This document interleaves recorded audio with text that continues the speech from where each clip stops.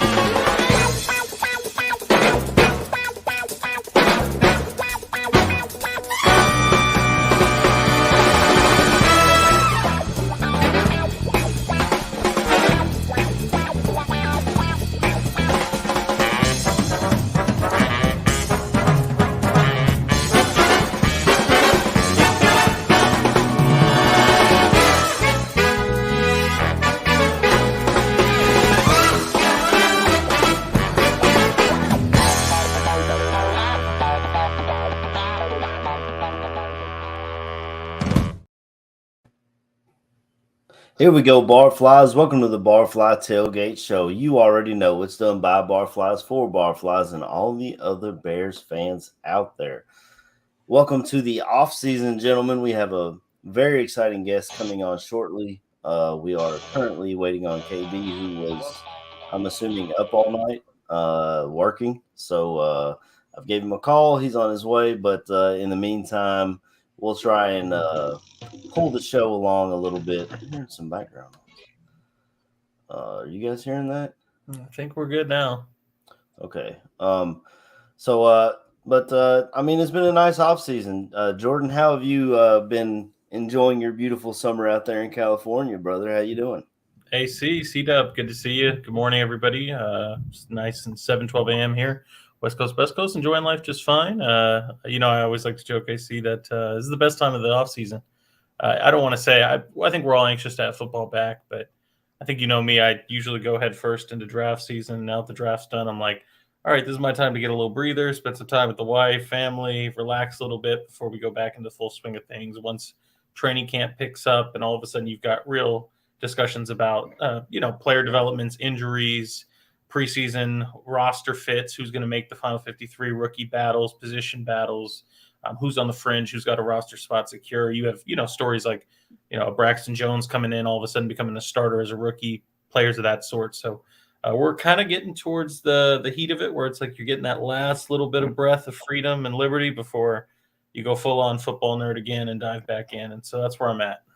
Yeah, absolutely, man. I feel you there. I've been doing the same thing. I was telling Chris before I hopped on, I haven't kept up with much Bears because I've just been enjoying my summer. We went down to Florida for a little bit, caught some big redfish and cooked those things up. That was good. I'm going to Chicago next month to see the Cubbies play. Hopefully they get a dub, which is nice. I've just been enjoying my summer, really. It's been really nice just spending time with the family. But, I'm still getting the breaking news of Bears stuff. I'll get all that kind of stuff. But if I'm not on here, I don't have any way to put out my thoughts on it. But I will say before we get started, I just heard a big clap of thunder. So if anyone hears it in the background, I apologize. There is a thunderstorm hitting here in Kentucky, and they're smacking us pretty hard. Hopefully my internet won't get knocked off or anything, and we'll be good to go with all that. Chris Watts, my brother from across the pond.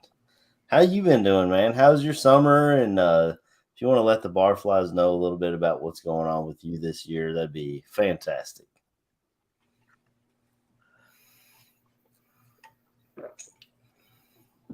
Yeah, I'm doing great, guys. It's just good to see you two boys.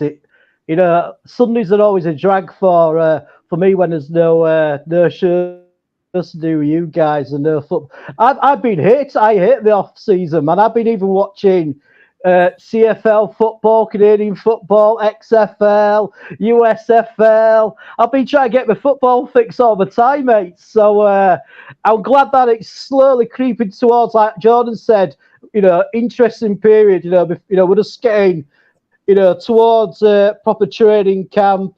So yeah, summer's summer, but it sucks when there's no NFL. But the other good thing is I have sorted out my trip to Chicago this year. It's on. I've got my air flights and tickets and all that. So that's absolutely awesome. I'm coming over on the 12th of October and leaving on the 23rd. And I'm going to go and see the Vikings and the Raiders game. And we've got the Bears Barroom meet up on the Saturday. So that's just going to be awesome. So I'm on a football drought. I just, like I said, I've been watching Canadian football and everything. So it can't come quick enough for me. But yeah, it's great to see you boys again. Yeah, man, it's exciting. I'm definitely glad we got everything worked out with you. For anyone who couldn't understand his accent a little bit there, Chris is coming to Chicago. He will be there for the Vikings game as well as the Raiders game. KB and I are trying to get up to that Raiders game as well, so it'll be a big barroom meetup that weekend, and it's going to be, it's going to be a good time for sure. I think I'm excited for all that to start, and it's going to be a lot of fun. So we really didn't come back for draft, so I think I just like to quickly say Go ahead, Chris. Oh, sorry, AC, if we've got a bit of a delay between me and you. I was just going to say, I just wanted to thank Mr. Shorty and who started off the GoFundMe and got this idea going, and also everybody who's contributed to the fund. I said you made this guy's wish come true. So I just wanted to say a quick thank you. Sorry, AC, for putting in. Oh, that's fine, man. Wow, look at this timing. We just got through intros and fashionably. Oh, he's still trying to get some. He's in the background here. We'll bring in the man, the myth, the legend, Mr. KB.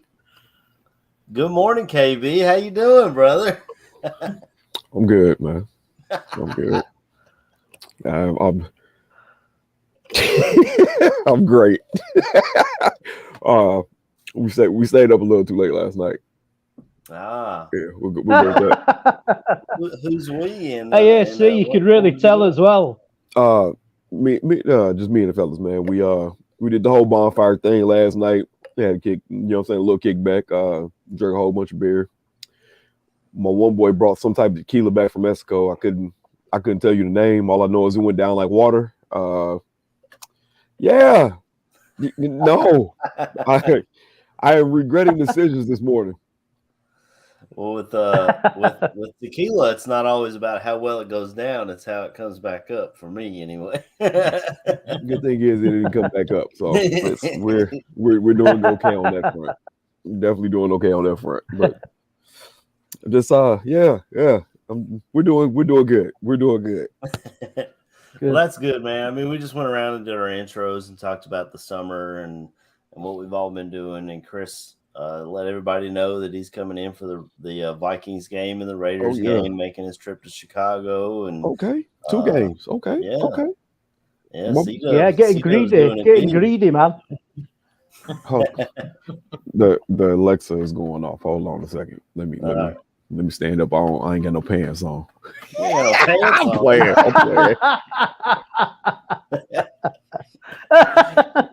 Never change. Playing, but he turned his camera off. I want to say that.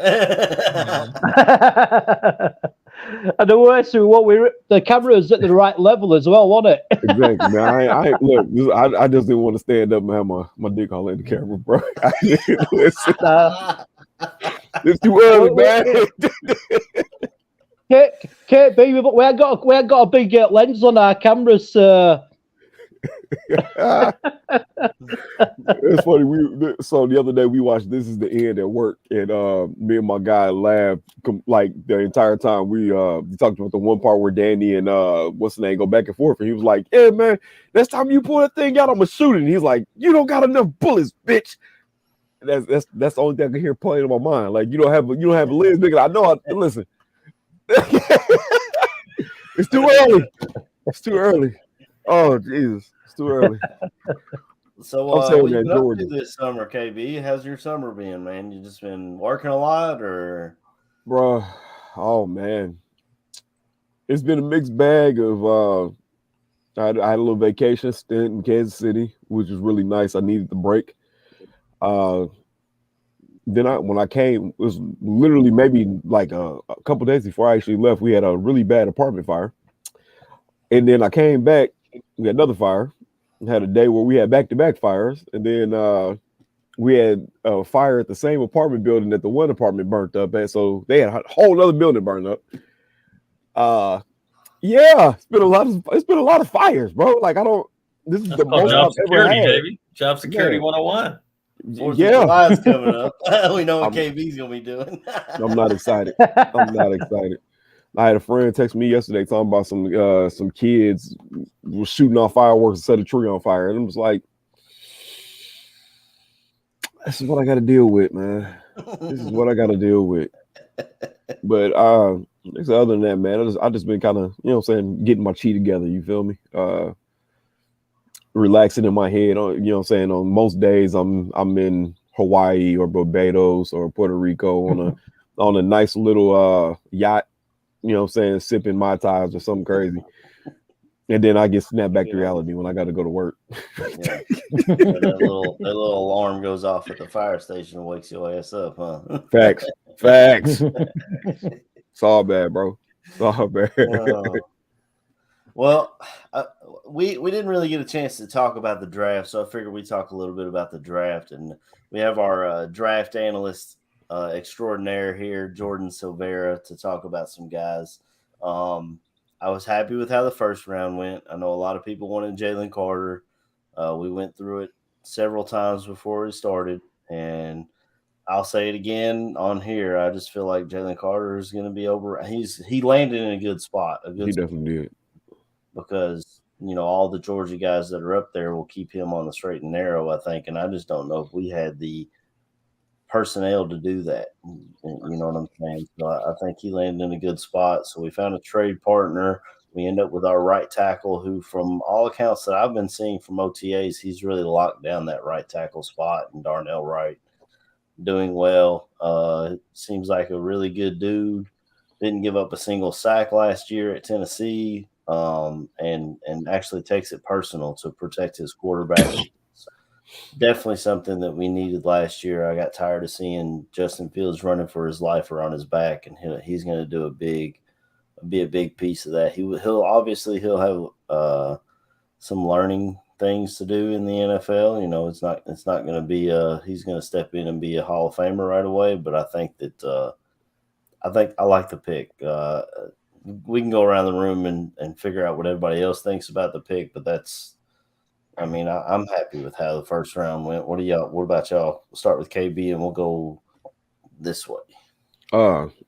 Absolutely okay with the pick. You got somebody, by all accounts, everybody was saying could probably be the best right tackle in the draft, period. Probably one of the best tackles or O linemen in the draft. So I'm okay with that. You know what I'm saying? 10 times out of 10, every day of the week. You got a player at a position of need. You didn't have to reach for him. So I'm like I said, I'm over the moon with it. The kid's strong. He's big. He seems to be someone who can move in space. So I guess they're actually trying to get him to slim down a little bit.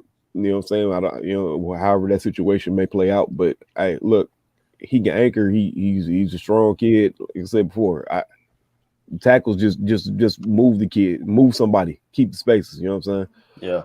Yeah. Yeah, man. To me, there's not a negative thing you can say about the pick. especially since you actually got some type of draft capital back, even though it was gonna be a move back of one space in this next year. That don't matter to me. You still got to pick out of it. That's fine. Yeah, like I said, I'm all for Darnell Wright. It's funny because I know before he kind of got that early round hype, I know a lot of us kind of looking at him and picking him, say at the top of the second round if there was any kind of trade up that we can do. So I'm happy with picking him, man. It's funny because it's kind of following the same situation. It's kind of like the Tevin Jenkins situation. It's like, hey, y'all should take this dude. Oh, this person's on the board. We still end up taking Tevin Jenkins. So yeah, that's all I got on it, man. What about you, Jordan? What do you think of the pick? Yeah, it's hard to argue with I mean, let's be real. It would have been hard to argue with any pick outside of maybe like, you don't take quarterback. That's the only one you probably couldn't have taken. But outside of that, I think the thing to remember too, and if you would ask me like him or Lucas Van Ness, I loved Van Ness, and I mean, God, you're gonna have to face him now in Green Bay twice a year, and these things happen. But this isn't an anti-Darnell Wright take. I think, as a matter of fact, I'm gonna flip it a little bit and say, I think it's important for Bears fans, if they're not already realizing how important it is to get a good tackle. And it's not like a revolutionary idea, but what is a little bit, I guess you could say, often slept on, not thought about, is you generally don't get high quality, elite, or very good level tackles in free agency. If you're trading for him, you're giving the Laramie Tunsil deal, 2 first-round picks. Yeah, you don't see Tyron Smith, you don't see Lane Johnson, you don't see any of these other guys get traded. And when you do have an offensive tackle that hits the market, it's a Teron Armstead where the guy can't play a full season most times. So the reality is, for you to be able to tell yourself, and again, think about who these GMs are: assistant GM Ian Cunningham, GM Ryan Poles, former offensive lineman. If this is the guy that they've selected as, this is my guy, this is my offensive lineman, I have to co-sign that. And then, of course, AC, you let off with it. His tape at Tennessee last year was excellent. Coming over to play right tackle, where he looked a lot more natural than his left tackle tape. And even then, if you want to go back a year prior, it wasn't nearly as clean as his right tackle tape. But his left tackle tape was going against Travon Walker, amongst others. And he's a solid player, much more of a mauler, bigger body than I would have expected they'd go for, considering how much they like this. But he can move, and I think if they ask him to drop the weight, we're going to see what that looks like. That's probably my only hesitation at the moment is we're all talking about how dominant he was playing at 330, 340. Can he have the same anchor, have the same play strength if he's being asked to play at 315? And we're going to see what that looks like. What about you, Chris? How did you feel about the first pick? Yeah, I mean, I was very happy with the first pick, but obviously it was a position which we were desperate to fill, and obviously, it's just more the things I've heard, about him when he was being tested by the Bears, where like they really, really pushed him beyond what they usually would, and he never stopped. And I think he's got a great attitude, and I think we're going to have quite a nice sort of nasty right side of the line as well, because that Nate Davis looks like he could be quite a mauler as well in the run blocking. So yeah, it was a position what we were desperate for, and I was happy with the pick. Yeah, I'm glad you brought that up, because I definitely wanted to talk about when the Bears went down there to work him out. They said that he did fantastic, and that was really what pushed him up to the top of their draft board. So I'm definitely glad that you touched on that. I'm glad they went down there, they worked him out, and maybe that was something that definitely pushed him above Jalen Carter in their eyes. Was we saw Jalen Carter's pro day, he couldn't get through his own drills and stuff, and that's a big thing for this Bears group. Obviously, we'll get into it, but the RAS score for all these guys were through the roof, which is the relative athletic score. So they definitely like athletic guys that can do a lot of things, and this does reshuffle the offensive line. You touched on Nate Davis coming in at right guard. At center, we got Cody Whitehair going back there, maybe Lucas Patrick. I guess they're splitting snaps in practice. They'll work all that out. You put Tevin on the left side, which, I mean, Jordan, I know you don't like him shuffling around a whole lot, but I kind of like him in that. I like him as a guard, and I was good with him in the right or the left side. I like him being in that phone booth and bullying guys. I feel like that's a good spot for him. And then Braxton Jones will just continue to grow and get better and better as our left tackle. I'm really happy with our offensive line. I don't think they're the best in the league, but I definitely think that they're not the worst in the league, which helps our quarterback out, which is the most important thing, because we're going to be looking for an extension for him, and that's going to, after seeing these contracts, man, that's going to cost us for sure. But we'll get into the second round, and our first pick was is it Gervon or Gervon? It's spelled with a G, but I believe it's Gervon Dexter out of Florida, defensive tackle. I mean, I was fine with it. I never saw anything of him that really blew me away, but I don't consider myself a huge draft expert or know much about these guys. Apparently, he's looking really good in camp. He looks athletic, like I said, as the RAS score would tell us before. He did really well with that, and the Bears love him. I did like when they called him, though. That was a really good video that the Bears put out when they called him to draft him. But I don't know. What do you guys feel about Dexter? KB, we'll start with you. It's funny because I remember way early in this process. When I say early, I mean way early in this process. I said something along the lines of me drafting him in Madden. And I had actually got him in the second round, which is actually pretty fucking dope because we got him in the second round. Kid's a big athletic freak. I've seen comps to all kinds of names, and the one I thought was the most interesting was DeForest Buckner, you know, saying with the size and athletic profile. As far as being in college, what I know was that they asked him to do one thing. This is something his coach even came out and said. They asked him to do one thing, and that's what he did. Yeah. By all accounts, it sounds like he's making plays all around, you know what I'm saying, in camps and all this other shit. So I'm okay with the pick. I don't like, kind of thinking back at that point, you kind of look at it like, yo, who could we have taken? You know what I'm saying? At that point, I mean, I know Jordan probably knows names across the board at that point that he probably would have loved to have. Right now, I can't think of any names. And that's not just saying like, oh, he's the best player on the board. Like, no, legit, I can't think of any fucking names. So, I don't know if there's any wide receivers on the board. I do know this. I wasn't really hot on any of the edge rushers at that point. Yeah, there was kind of a run there in the second round where a bunch of them went off, even the first round. Yeah.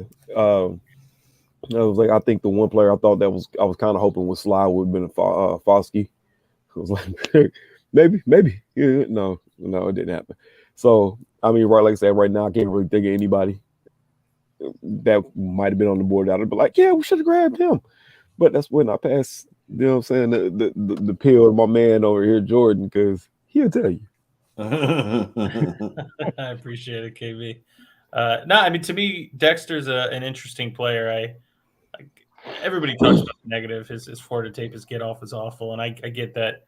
I'm not here to totally argue with the fact that I totally get he was in a gap and a half scheme where he was asked to read and react, which means you're expected to stand up your opposing offensive lineman, you know, essentially stab him, and then you're trying to read past the pads, and then you're trying to essentially fill a gap and a half, which is I may be responsible for this gap, but if I see the runner going the other way, I need to shuck or get off my block and get into the other gap. And that is what he was asked to play, and I understand that, but that has nothing to do with get off.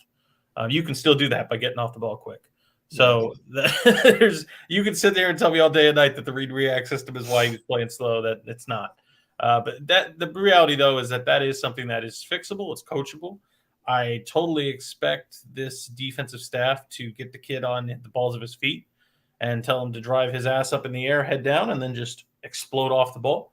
So now it's just a matter of timing. And look, I mean, the reality is if he has to look at the inside at the ball every time to make sure that when it's snapped, he goes, that's fine. The best part about him from his tape, and I'm sure he'd tell you he's a confident kid, but I think what I'd like to see is him feel himself a little more. Like this, I don't know if that's more momentum, if that needs to be him making plays, but he's the type of guy that I think once he starts feeling himself, he's going to become a force. He's just going to start stacking plays, because the one thing that was evident with his tape of Florida is that he is a tree trunk in the middle of the defense. You will not run. You will not move him off the ball. You will not run at him. He is a big boy with long, strong arms.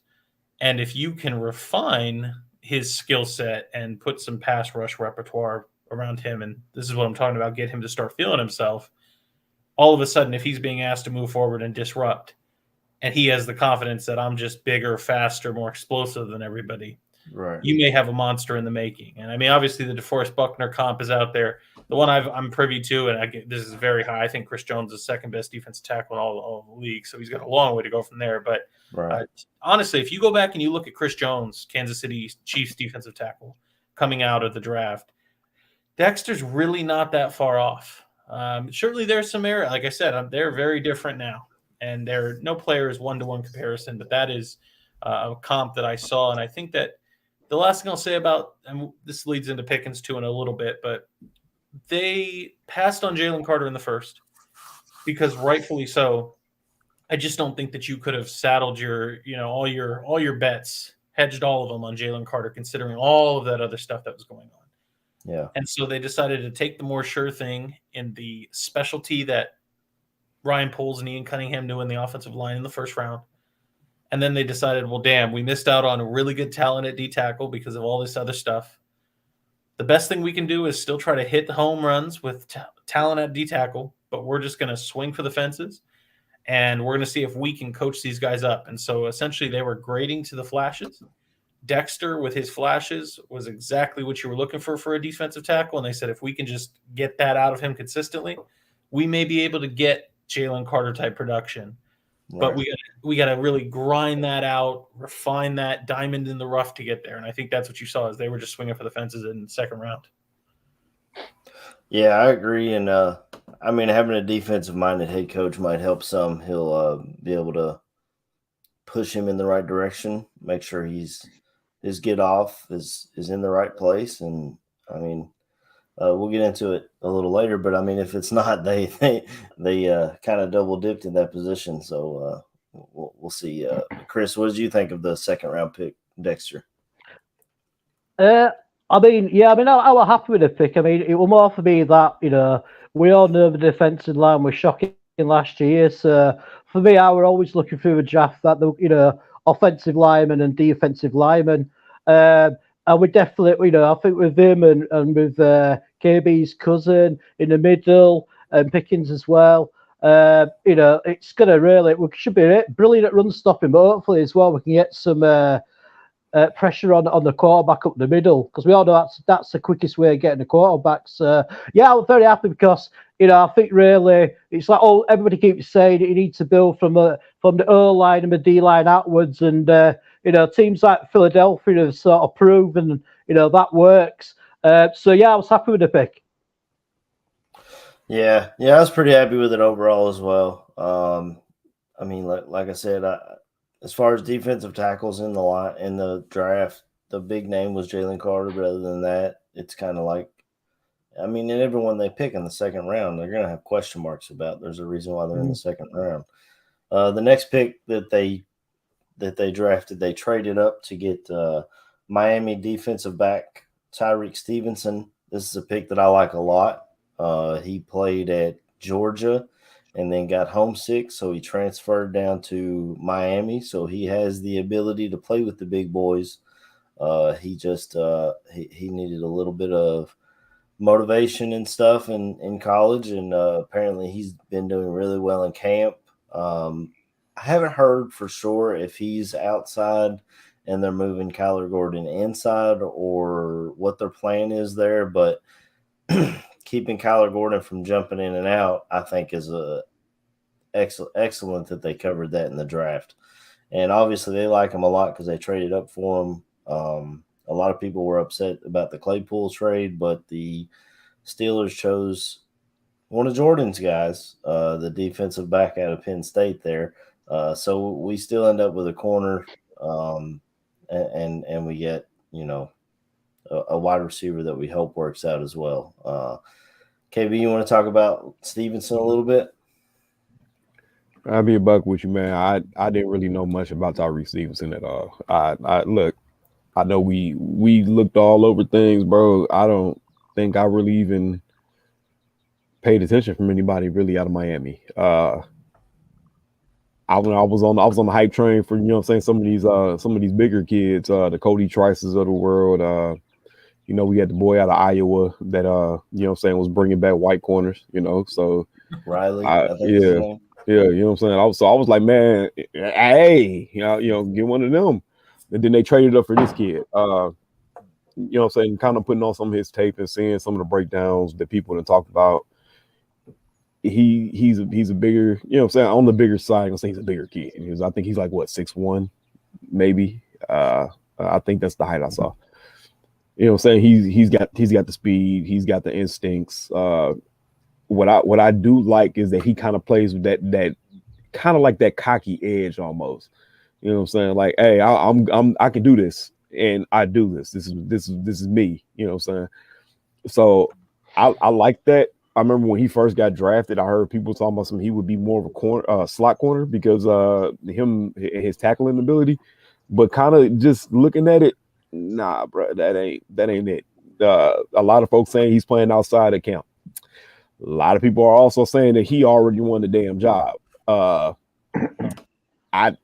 don't know, but if the kid if he's good, you got Jalen Johnson, we know he's good, and you got Kyler, he started to come into his own. I'm okay with it.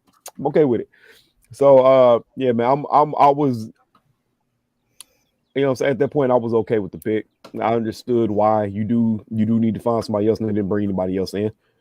So if they thought that highly of the kid to come up and get him, then you got to trust the process. You got to trust Poles and his scouting. So that's pretty much all I got about Tyrique Stevenson. Yeah, that's about it. Well, I'm sure Jordan's got a couple of things he can say about him. Oh yeah, Bellissimo in the chat just before we get into Jordan's breakdown of this pick. He says Tyrique Stevenson has this thing about him. He wants to ruin this guy's day.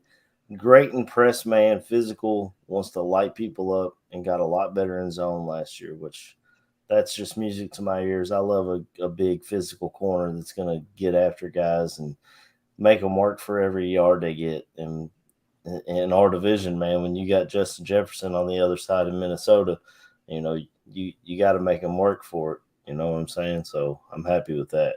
Jordan, go ahead. Yeah, I think Bear Lissimo did a great job here, kind of explaining the short summary about how I even feel about Tyrique. It's good scout report there. To me, the thing that stands out about Tyrique is he is just a competitive freak by nature. It's exactly what George is talking about here. Wants to ruin his guy's day. He's a compete guy, which is he's always trying to break up the ball on contact, fight at the catch point to break up the pass. He will stick his grill into your chest and make sure that you are not moving off the line. And I anticipate that. I see Bears here talking about both the corners they draft are very good. Yeah, Terrell Smith's just a great player too, and the fifth was nuts. But really, I think the interesting part is it's not that they're a one-to-one, but Tyrique Stevenson has got a lot of the same Jalen Johnson traits to his game, which is the way I felt about Jalen Johnson coming out was that he's not necessarily spectacular in any one department. He's not the biggest corner, not the smallest either, but he's, you know, good enough size. Not a burner, doesn't have the quickest feet, but not going to get, you know, toasted out there unless you're going against a Deshaun Jackson or one of Tyreek Hill, but he's got good enough speed. And so really I think what they're hoping to do, and AC, you talked about where's Kyler going to go, and Kyler Gordon's going to end up playing the slot for this team. But and I don't know if I agree with that I didn't like it last year. I don't know if I'm going to like it this year, but he'll sink or swim by that. And it's that kid's career on the line, not mine. So with that being said, I think that the Tyrique Stevenson, Jalen Johnson comparison is that they're going to sit there and be kind of just these outside brawlers. In this defense wants to play cover two. So I want you to jam your man at the line. And then to Bear's earlier comment about Tyrique Stevenson needing to play zone a little better, and he started playing it better last year, is they've just got to teach him route distribution, route concepts, make sure that he's dropping to the right depth after he gets his hands and just bullies the hell out of a receiver at the line. And then allow that cover two to work well, where hopefully with multiple waves of rushers on that front four, they can create pressure. And with eyes on the quarterback, because you're pressing and then reading the quarterback, you can jump a few passes. Yeah. Well, we definitely need some turnovers. I don't know what his production was like in college with turnovers, but I would definitely like to get the ball back in our offense's hands a few more times. So you go with corner on that. Chris, did you have anything to say with Stevenson here? I mean, it was definitely a position which I'm glad we drafted quite high up, really, because I know we got Jalen Johnson, but I just don't think we had any depth at all, really. Right. And I feel I don't know about I'm a bit like with Jordan about Kyler Gordon. Really, I think he's still got a lot to learn, but maybe him sort of being kept in one position if he's put inside will help him develop. But yeah, it just sounds like a Chicago Bear player. You know what I mean? And I'm just hoping with the improvement we got on the defensive line and the linebackers that we can sort of, start having this monster in the midway sort of sensation against our defense, and and actually make opposing offenses scared to players. You know what I mean? Because hopefully with a better defensive line, we can get more pressure, which is hopefully going to get more turnovers for the defensive backs if they're better than what we had last year. So yeah, I was happy with the draft pick. Yeah, I agree with all that. And another thing to remember is Jalen Johnson's got a contract coming up, so the Bears will have to make a decision on that. Barely Samo threw out a Jalen Johnson for an above average, under 28 pass rusher in trade. Who says no? I think I do.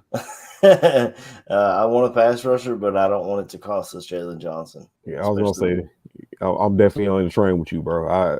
I'm at this point, man. I get tired of people throwing away our good players, bro.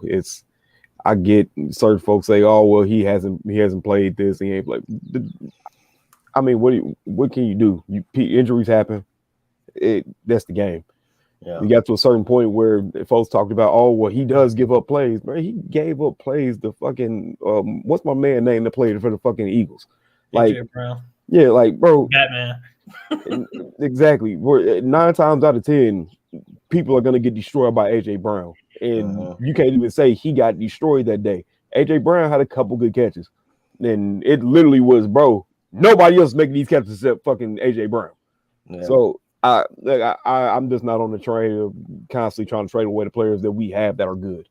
It's the same thing with David Montgomery. You know how that saga went. It's the same thing with Tevin Jenkins. You see how that saga goes. And right, we even had it with Justin fucking Fields. Oh, we need to get rid of him to get this dude. Like, bro, every Roquan Smith, every time we got anybody that's good, people are trying to trade them away. Yeah. Or say, hey, we don't need to re-sign him. Oh, nah, bro. We got the money to keep him. Yeah. I think the Roquan situation's different because he didn't have an agent.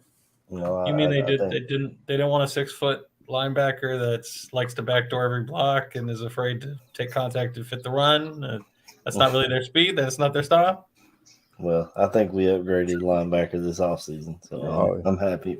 I'm happy with what we got. Number 2 Our next pick into the 3rd round, we grabbed another defensive lineman, Zach Pickens, defensive tackle out of South Carolina. He's a guy that I liked a lot in college. I watched him like I'm a Kentucky season ticket holder, so that's when I see these SEC guys is when they play my guys. I watched Jalen Carter do nothing. I watched Zach Pickens destroy our offense. We couldn't do anything. I mean, he was in the backfield so fast, like we hiked the ball and he's back there. You know what I'm saying? Just causing damage and running Roschon on our offense. So it's a guy that I was happy that we picked. Going into college, he was supposed to be the next Jadeveon Clowney. That's who people were hoping for. He didn't live up to that hype, but I still think it's a solid pick. And hopefully here in a little bit, if we can get a hold of Mr. Billings, we can ask him if he's talked to this, because I think they play the same position. So that'd be a guy that he maybe takes under his wing, or maybe knows a thing or two about. Maybe he can give us a little inside information on. I don't know. We'll see. But KB, what'd you think about Pickens out of South Carolina? This was a good one. I really like this pick. He was one of the ones that it always seemed like if you do a mock draft or something like that, you always have to end up with Pickens. I love his get off. I watched a lot of the games he played in, and he seemed to be you always have that impact guy. You know what I'm saying? You have the guy that you zero in on. It's like, bro, he's always making plays. This is that person on defense. That's how I feel towards with Zach Pickens. I feel like he was that guy on that defense. It's like, bro, it's him that's the issue. People have to pay attention to him. So, like I said, it was always, to me, he was always one of those guys you always picked in mock drafts. So it was nice to see that, yay, we were actually seeing something that's pretty fucking legit, and the Bears saw it too. So I enjoyed the pick. I love the pick. I'm hoping the kid turns out to be everything that we hope for. So, Mr. Silvera, tell us what you think about Mr. Pickens. Yeah, I'm with George here. I mean, Zach Pickens, the three tech extraordinaire. I mean, he's a guy that I was dating on in back up to like October. I was kind of zeroing in on him. Like, I like his game. He's got his problem is he can't hold up against the run at the moment, which is fine because we got a big boy named Andrew Billings that's going to be joining us soon. That I think he and the tree trunk that we just talked about with Dexter are going to be there on early downs, and that's not me down. I actually like the Pickens selection a lot more than I did the Dexter one personally. Yeah. But essentially, to me, I think that this is what Bears fans should realize too is this defensive line, whether it's back in 2001, 2002, since that's what we're trying to recreate, or now currently, you want to have waves of defensive linemen.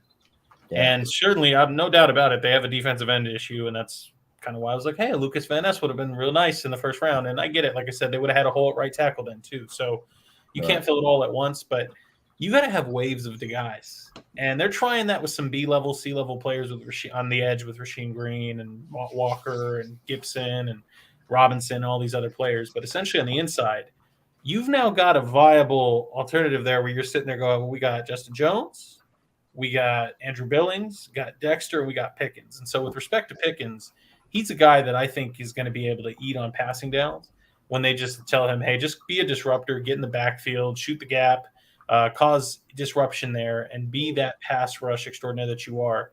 I don't even know if the kid's ever necessarily going to all of a sudden get a tree trunks of legs and all of a sudden hold up in the run, but I think that he can do a little bit of it. Like I said, I had a rep at where Emil Ekiyor, the left guard out of Alabama, he held stout in the run, essentially hump moved him and got off and made a tackle. So I think he can do it, but there's certainly some questions on tape when it came to run defense. He was getting pushed off the ball a little bit. The last thing I'll say about that, though, is when you're talking about that South Carolina defense and especially that front, he was the only guy. So, I mean, it's not an excuse. The reality is if you're that dude, you shine in whatever situation you have, but he also didn't have a ton of dogs around him that were taking a lot of attention. So it was really very clear when you were playing South Carolina, get Zach Pickens, focus on him, get him off the ball. Yeah. Well, Barlissimo said that he graded better than Carter versus the run, which is crazy after Jordan. You just said that he didn't play the run very well. And then well, and Jordan, and I'm not surprised, and it's not even a problem, but like George didn't like Jalen Carter very much. Right. So it wouldn't surprise me if he felt more favorably about Pickens and his run defense compared to Jalen Carter. George, I'm obviously just poking fun, but I would be curious, was there anything that you thought that you actually liked about Jalen Carter more than Zach Pickens? Was there something about Jalen Carter that you were like, well, no, he's a good player? And I don't say that to be a smartass. I don't think that there's probably anything I've heard from George that he's very positive on Jalen Carter about. Yeah, I know he wasn't a big fan of Carter going in, and he was like, I'm going to lose my shit if we draft Carter. So, yeah. I got news for you. I mean, I'm happy. He was right. He was the one calling Darnell right very early. But I think the reality, too, is I think they probably would have selected Jalen Carter if he didn't have a gazillion of other issues with conditioning and off the field and everything. They desperately need a 3-tech, and they're trying to fill that with a former 5-star in Zach Pickens. Like I said, at this point in the draft, they were like, we didn't take that guy with the all-star talent in Carter because of X, Y, and Z. We're going to swing for the fences here. And that was Dexter, and it was Pickens. We're going to just try to take 5 stars, elite talent, and see what we can do with them. Yeah. I think the big thing for me with Carter was he just off the field stuff. I just don't – it'll work out. I think it works out well where he's at, but I don't think it would have worked out well. And I agree with that. Absolutely. Mr. C-Dub, what did you think of this Pickens pick? Or do you have anything to add? My general thoughts were similar to what Jordan said, really. I mean, you can tell by picking up 2 defensive linemen that we're going to have a rotation system. We're not just going to have the same guys out all the time, which is a good thing really, and especially how the NFL is quickened up and more teams are passing and trying to be quicker. So yeah, I think it's great. I just think it's more competition. But obviously, it probably sounds like he needs to put a bit of muscle on if he's struggling, with the run and coming off blocks at the middle. But yeah, I was very happy with this pick, and I just want to see that defensive line, be so much better than last year, because it definitely didn't feel like a Chicago Bears defensive line last year, and I just want to get back to that dominance. Yeah, you're absolutely right. It didn't feel like a Bears defense last year. I feel like we had Sanborn and not a whole lot else. I mean, you had Jalen Johnson some games. We lost Bojack in the back for most of the year, which hurt. I mean, I think Brisker's going to be really good. I've already bought his jersey. I'm a big fan of him. But, overall, the Bears defense didn't look like a Bears defense last year. And I definitely think Poles and company have invested to try and at least be pretty good. You know what I mean? I don't think we're going to be like a top 10 defense or anything like that, but they definitely have invested money in draft picks into trying to fix the defense, which was a huge problem last year. But I'll tell you what, real quick. Like, I'm very excited at the idea of third down, passing down, where they bump DeMarcus Walker inside at defensive tackle and then bring in the Zach Pickens, and those 2 guys are expected. And again, we're not talking 3rd and 3. We're talking about, hey, it's 3rd and 9. They're passing here, and all of a sudden you're telling Zach Pickens and DeMarcus Walker inside at your defensive tackles to sit there and just cause disruption. And then you can have whoever else you want on the outside, Rasheem Green and Travis Gibson or DeMarcus Robinson. But I think that the idea on a passing down of getting disruption and trying to get some pass rush with a guy like DeMarcus Walker, who's shown that inside versatility, and Zach Pickens, who I think that part of his game is not the issue at the moment. So I think the idea of watching those 2 play collectively on third down, a passing situation, is what I'm looking forward to. Yeah, kind of a NASCAR package, I think is what they call that, when they put all those fast guys in there and they just say, let's go swarm and attack, fellas. And yeah, that'd be fun to see. Hopefully Travis Gibson can get back on the right track. If he wants a contract extension, he's going to have to. So, but to try and help fix the offense a little bit, their next pick, they drafted Roschon Johnson out of Texas. He was the backup for, well, not really a backup. They kind of split. But the big name out of Texas was their running back that went to Atlanta in the top 10. But I like everything I've seen out of Roschon Johnson. He runs with power and he has speed. He has catching ability. Hell, the guy can even throw the ball. He was like their wildcat quarterback at Texas. So I feel like he does a whole lot and he can do a lot and really brings a lot to this running back room. I'm a big fan of this pick. I was a big fan of this pick when they drafted him. But I mean, I don't know the downside. I don't know how well of a blocker he is, I guess. But he's a big dude, so I'm assuming he can block pretty well. KB, what do you know about this guy, Roschon Johnson out of Texas? I know that if that man played on any other team not named Texas, he probably would have been the 2nd-rated running back in this fucking draft. The Roschon Johnson pick was the dream pick. That was we're not going to get this kid because this isn't shit the Bears do. They don't draft players we want. That's not a thing. I was absolutely over the fucking moon with this one. I was a Roschon Johnson fan, just coming through the process and seeing how he played. And it was games where you sit there and you look, just kind of watching the tape, and you're like, Texas, they have one running back, or is it 2? Because right, you can kind of tell a certain difference in styles of running, but yeah, they were just killing people, and he was a part of that. Like he's a no nonsense runner, bro. You up the field, he's fucking breaking tackles left and right. He's a big kid. Didn't realize how big he was. He's a big guy. Like our boy Beer Leesmo say, he was actually recruited to play quarterback, and because of injuries, they moved the motherfucker to running back like his freshman year. So he's still learning the position, and he's as good as he is right now. Like I said, I don't know what his downside is really. Maybe he doesn't have the top end speed. I guess that might be the one, but from all accounts, he can block. From what I've heard, he can run the fuck out of the ball. I mean, he's a hard worker. He's a great character guy. Anytime the GM comes out and says, "Yo, this motherfucker is the pillar," then the fourth, bro. Yeah. And Bijan Robinson even spoke about him at the combine, talked about Roschon Johnson, he's quote unquote my backup, but that he's a leader on this team. He did so many things off the field there in Texas. I know former ballroom analytics person Peggy Kaczynski, her son works down there in Texas. I was actually listening to ESPN 1000 that morning, trying to keep up with the draft picks, and she called her son up, and he came on and talked a lot about Roschon Johnson. That was a pretty good interview. If anyone is interested to go back and hear what that guy brought to Texas from a guy who's at Texas and does stuff with their sports programs down there, that was a good interview.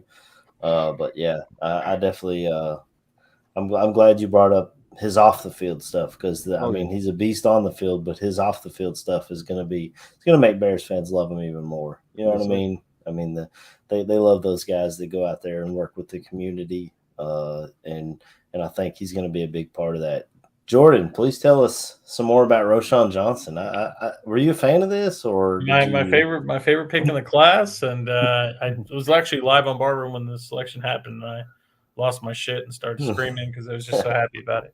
I'm a sucker for running backs. I love running backs. I value running backs.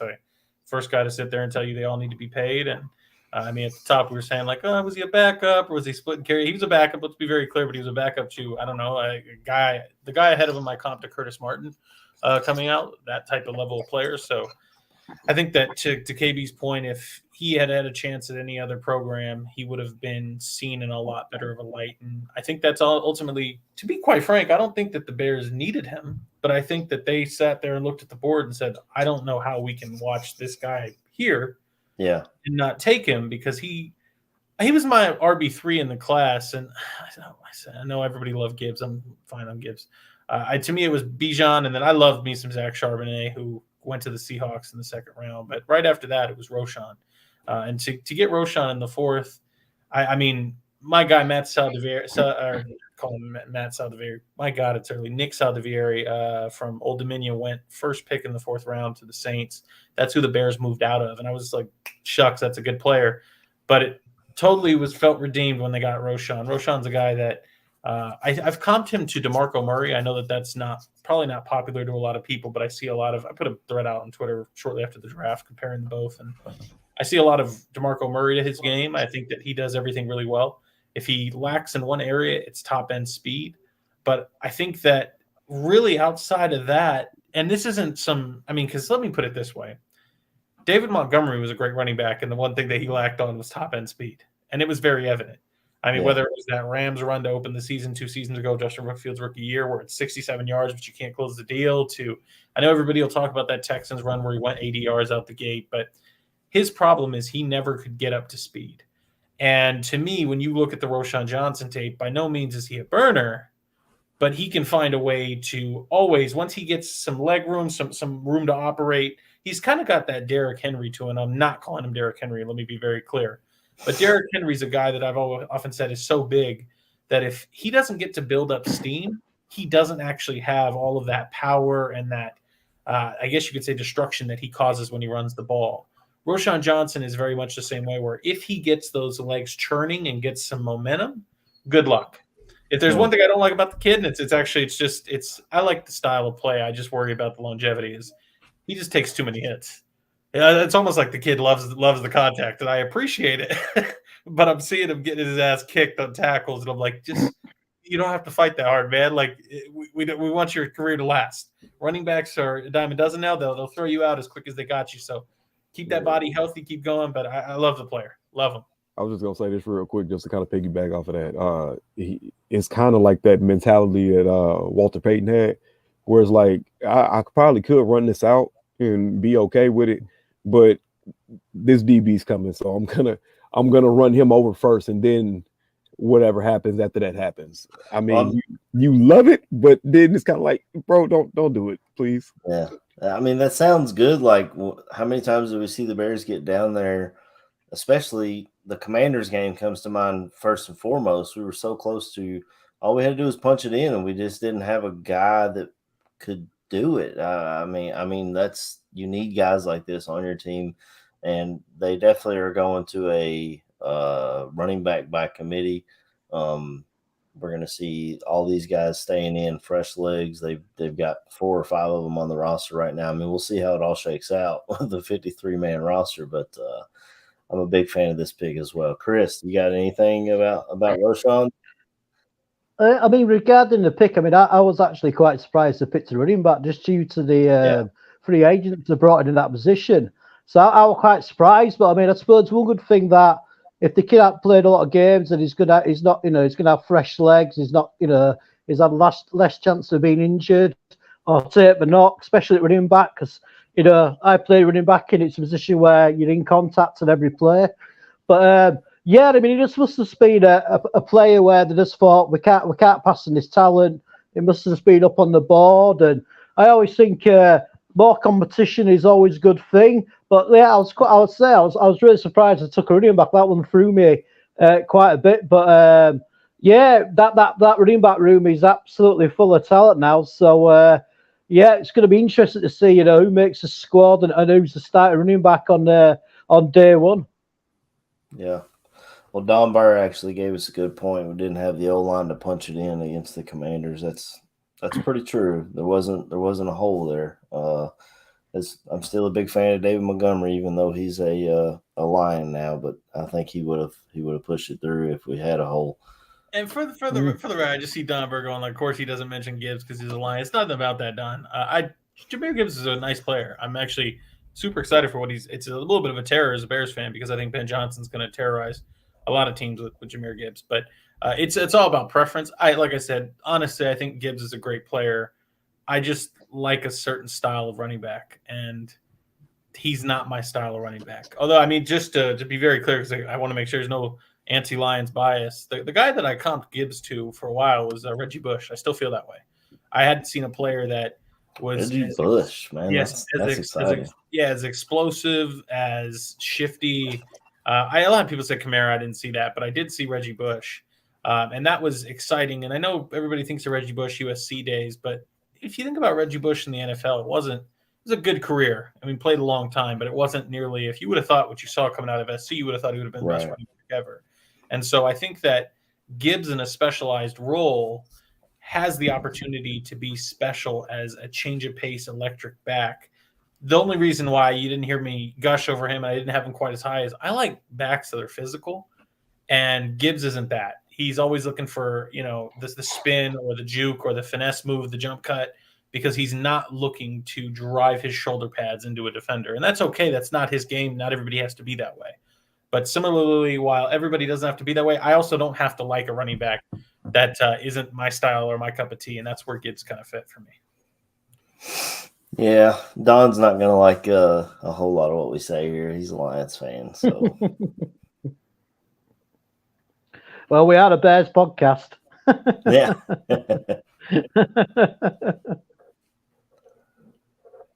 KB, there's somebody backstage. You're muted. Man, you know what? Because you know what I'm saying? Y'all know I love the man. You know how big of a deal the whole situation was that ended up transpiring that got him here.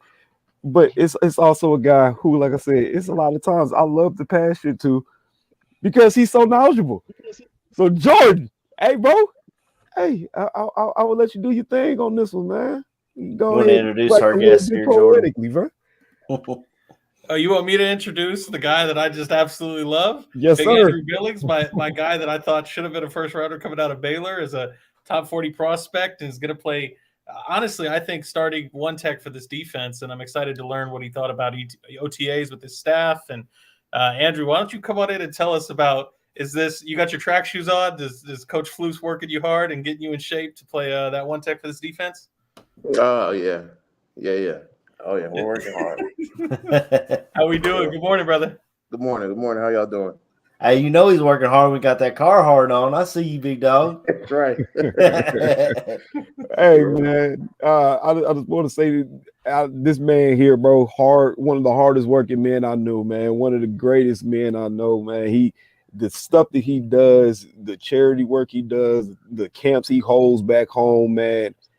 Listen, that boy Andrew Billings, man, that's a dog right there, man. And he's like I said, one of the best people I know. So what's going on, cuz? What's up? Appreciate that, man. Appreciate that. So I know the first thing on everybody's mind, all right, because we did the whole Family Guy, you know what I'm saying, routine on you with the, you know what I'm saying, one person will say one thing and smoke in the back, you know what I'm saying. So when did the Chicago thing happen, man? How long did we know? I mean, everybody knew about Chicago probably as soon as I did, to be honest with you. Okay. But it's truly it's a great opportunity to play again. And now I'm a team that has a rich history, and my family, all my family members love Chicago. I've always liked Chicago, so I was just, I was thinking about it the other day, like just actually, it's nice to be somewhere, that you used to watch as a kid. Yeah. Like, and I used to watch be playing in the house and stuff. Like, and I've always just liked football, but just having a team that has a little history with your heart. So. Yeah, and we got a lot of history of defense, man. We love our defense in Chicago, so to come in and help us revamp this defensive line is really exciting. And I don't want to say that our recruiting kind of pulled you this way, but I'm gonna say our recruiting pulled you this way, and we appreciate you being a Chicago Bear, brother. Definitely welcome to Chicago. I jumped out my bed the morning I was like, I know a Chicago Bear. I was pumped, dude.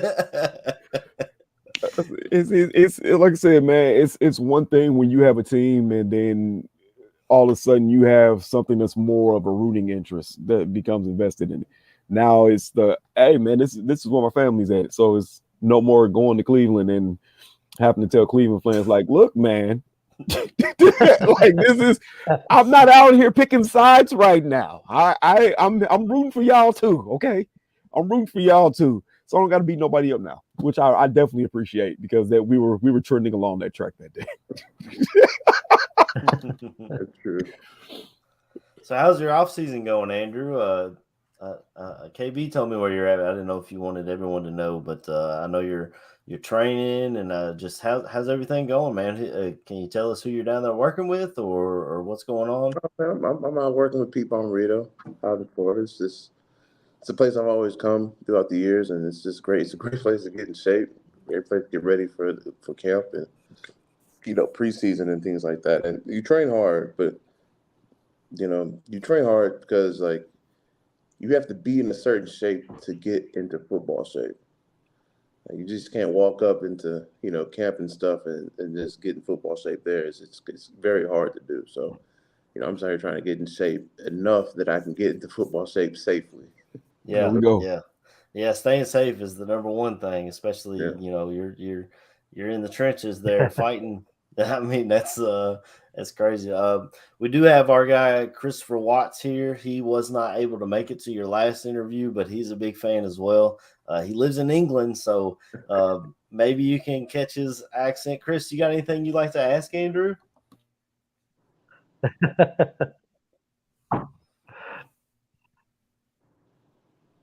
Yeah, Andrew, I hope you can understand my accent. I've got like a Yorkshire English accent, so I hope you can understand what I'm saying. But it's just such an honor to meet you, and I'm so sort of glad you've you're spending time with us because you're the first NFL player I've ever spoken to, and it's even better that you're a Chicago Bears. So welcome to the Bears, mate, and I hope that you have a fantastic training camp and and you're ready for the season. So it's an absolute blast meeting you, mate, and bear down to you, brother. Bear down to you, mate. All right, bear down. Nice to meet you, all the way from England. Yeah, Chris is actually Thank you. coming in Yeah. later in October. He's going to be in Chicago for the game against the Vikings and the game against the Raiders. So it's pretty exciting times here at the bar room, getting our guy all the way across the pond and getting all that worked out. That's pretty cool, man. Well, it's going to be really cool because it's going to be cool because when Andrew's on the pitch, I can go, I've actually spoken to that guy. I've spoken to Andrew Billings. So, that's going to be really cool. But, can't wait to see you play, Andrew. And, I just want you to bring back the Monsters of the Midway defense where we scare the shit out of the opponent's offense. So, brilliant to see you. Thank you.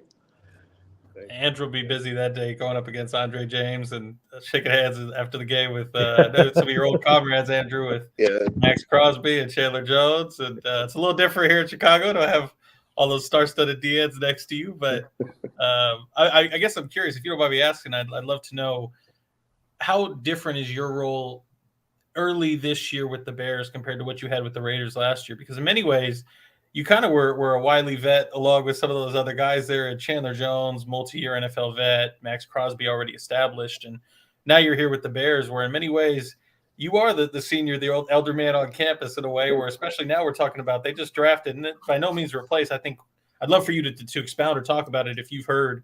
We're not talking game plan or strategy here, but I'm sure Eberflus has talked out loud about having multiple waves of rushers. And now you're kind of that elder statesman in a way when you see them draft Dexter out of Florida and a Pickens out of South Carolina. And I'd love to kind of hear you just wax on about those players, your experience. Kind of, I imagine you're coaching, trying to bring those guys along as best as you can. And I mean, that's a big role that I've kind of stepped into this year, just working with those rookies. Every day. You got people that, they're working, 3 technique stuff, 1 technique stuff. And I try to definitely help in when I can, especially on the 1 technique. That's where I'm at. And, they're big boys. I mean, they're built different. So I have to, really watch, what I say, because I play things a little differently because, I'm short and, I have a little different bit of leverage, but, I'm sitting there, it's kind of interesting. It's the first year I've really, really, took the time to watch them, and it's actually been pretty fun. I mean, they come to me a lot and ask me questions, and it's fun to help them and just see them develop. It's kind of amazing, really, because I'm going on my 8th year in the NFL, and this is these guys, first year, and hopefully, I'll be long gone, retired, and be able to watch them play. I kind of helped that kid, when he was a rookie, and I look at him like it's interesting because you always want to see people succeed, especially in the NFL. When, once you've been in the NFL so long, you're like, man, I learned so much. I just want them to be on year 3 in their second year. Just help them develop that much faster, just that much more, because you've seen enough for it. You see that they have it and they can do it, and they can do it faster. I mean, your length in the NFL, your longevity already is a testament to just your skill, your talent, your experience in the league. I mean, it's exceptional, and so excited to have you. I mean, I feel like, just to kind of piggy on that, I feel like this is all coming full circle. We were trying so hard just to try to rope you in and be like, come on, man, we need an idea out here in Chicago, and you're here, so we're excited. And no, did he freeze? No, I think he did. There we go. Okay. Oh, I was gonna say, if we can't trade insider trading secrets, that's fine. But are you allowed to share what the bod pod weight is that they want you at? I'm just curious what they want their 1 tech at. They want me light. They want me light and agile. I mean, that's just. Okay. I guess let me ask you this: is it going to be the lightest you've ever played at in your career? Every year I strive to come back in the best shape I've ever came back in my career. That's why I'm out here. I'm just trying to get in the best shape possible.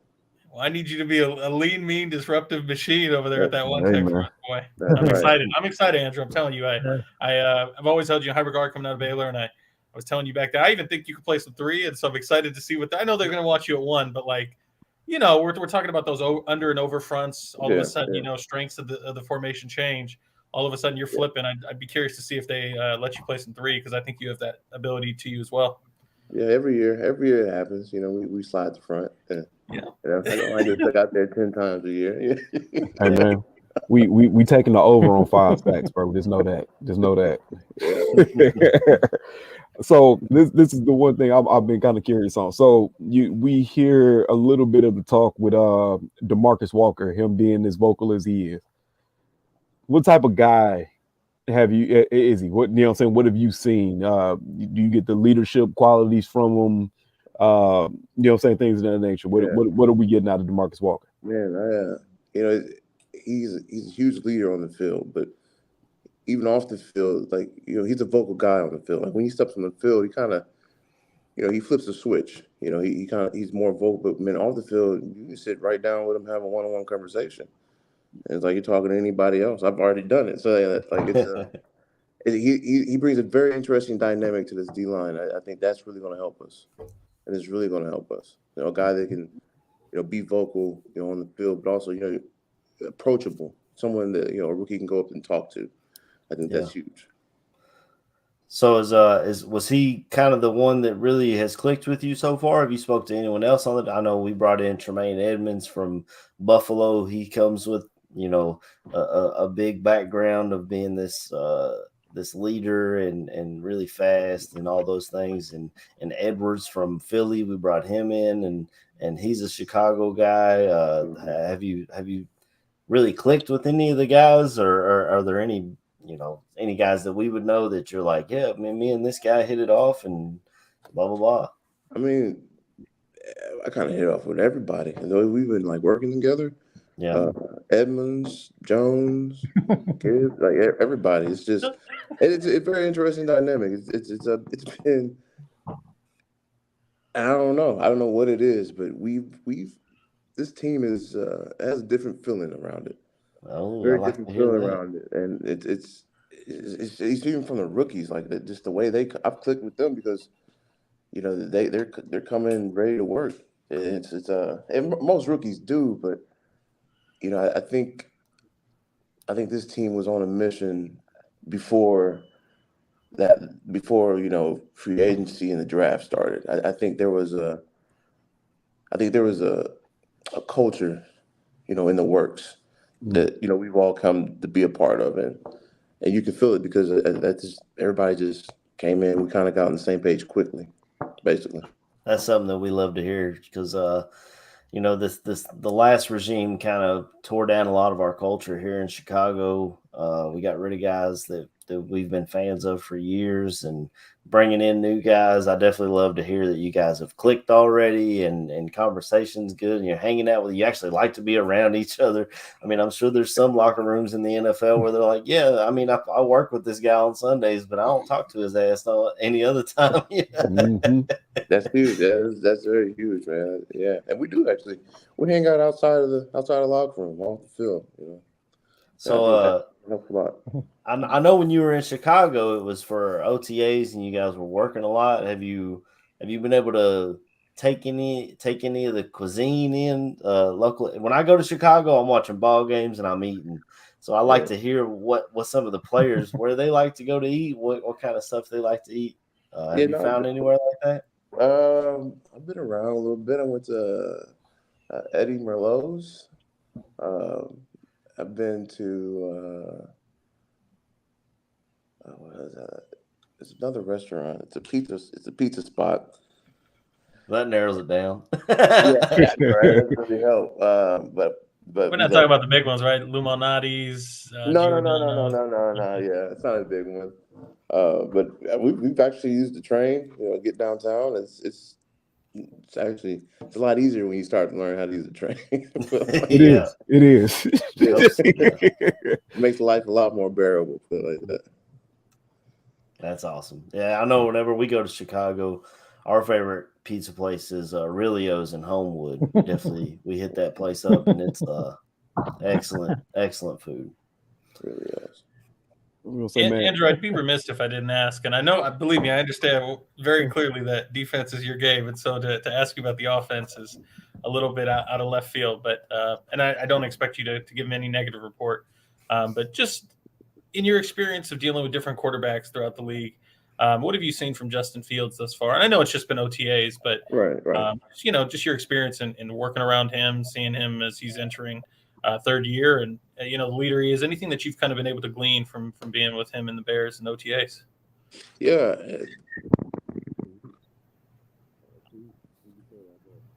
Uh-oh. Oh, we lost your audio. I think your mic cut. Yeah, it's just muffled. It's really, it's like really muffled. Yeah. Can you hear me better now? It's a little better, but it's still muffled. How about now? Better. Perfect. Okay. All right. Now he can move and he can throw the ball. I don't really get to watch him because the defensive field is always facing away from the offense. But you hear the oohs and ahs and you see the receiver running out the back of the end zone. So you know what's going on over there, and they're working hard too. It's good. It's definitely good. So, has there been one rookie? You know what I'm saying? Because so we gotta shift this a little bit. Has there been one rookie that has really impressed you? You know what I'm saying? I know all of them are doing their thing. I know all of them are working hard, but is there one that's just like, hey man, he might be real special now? I'll be honest with you. They all have. Okay. And I think the greatest impression comes when they put the pads on. Right. Because it's the NFL is doing stuff almost for a rookie. Because I remember my rookie year. The hardest part about being a rookie is when the pads on, doing exactly what you're taught to do. And that's just, you learn how to do that better every year. That's what makes a vet a vet. It's just remembering hand placement, pad height, just alignment. Sometimes when you're in the middle of the heat, your alignment, you might forget where to line up. You might forget put your ball hand down, things like that. And that's when when the pads come on, then that's when people make the team. That's where starters make the starting spot. So it's right now we're about to go into camp, and right now that's when the team is built. And that's when the rookies can impress everybody, me, coaches.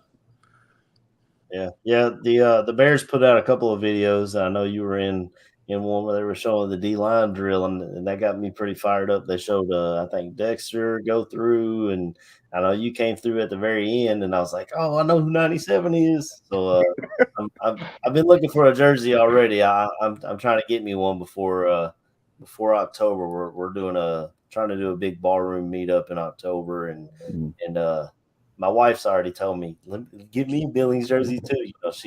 She was with us in Cleveland, and she's definitely she got a lot of love for you too. She was excited to hear I was talking to you again. I appreciate you guys. Jordan, you got anything else that you wanted to ask, Mr. Billings? Yeah, I mean, Andrew, I'm just curious. Can I quickly ask? Go ahead, Chris. Chris, please. Go ahead. Yeah. So sorry, Jordan. Sorry, Andrew.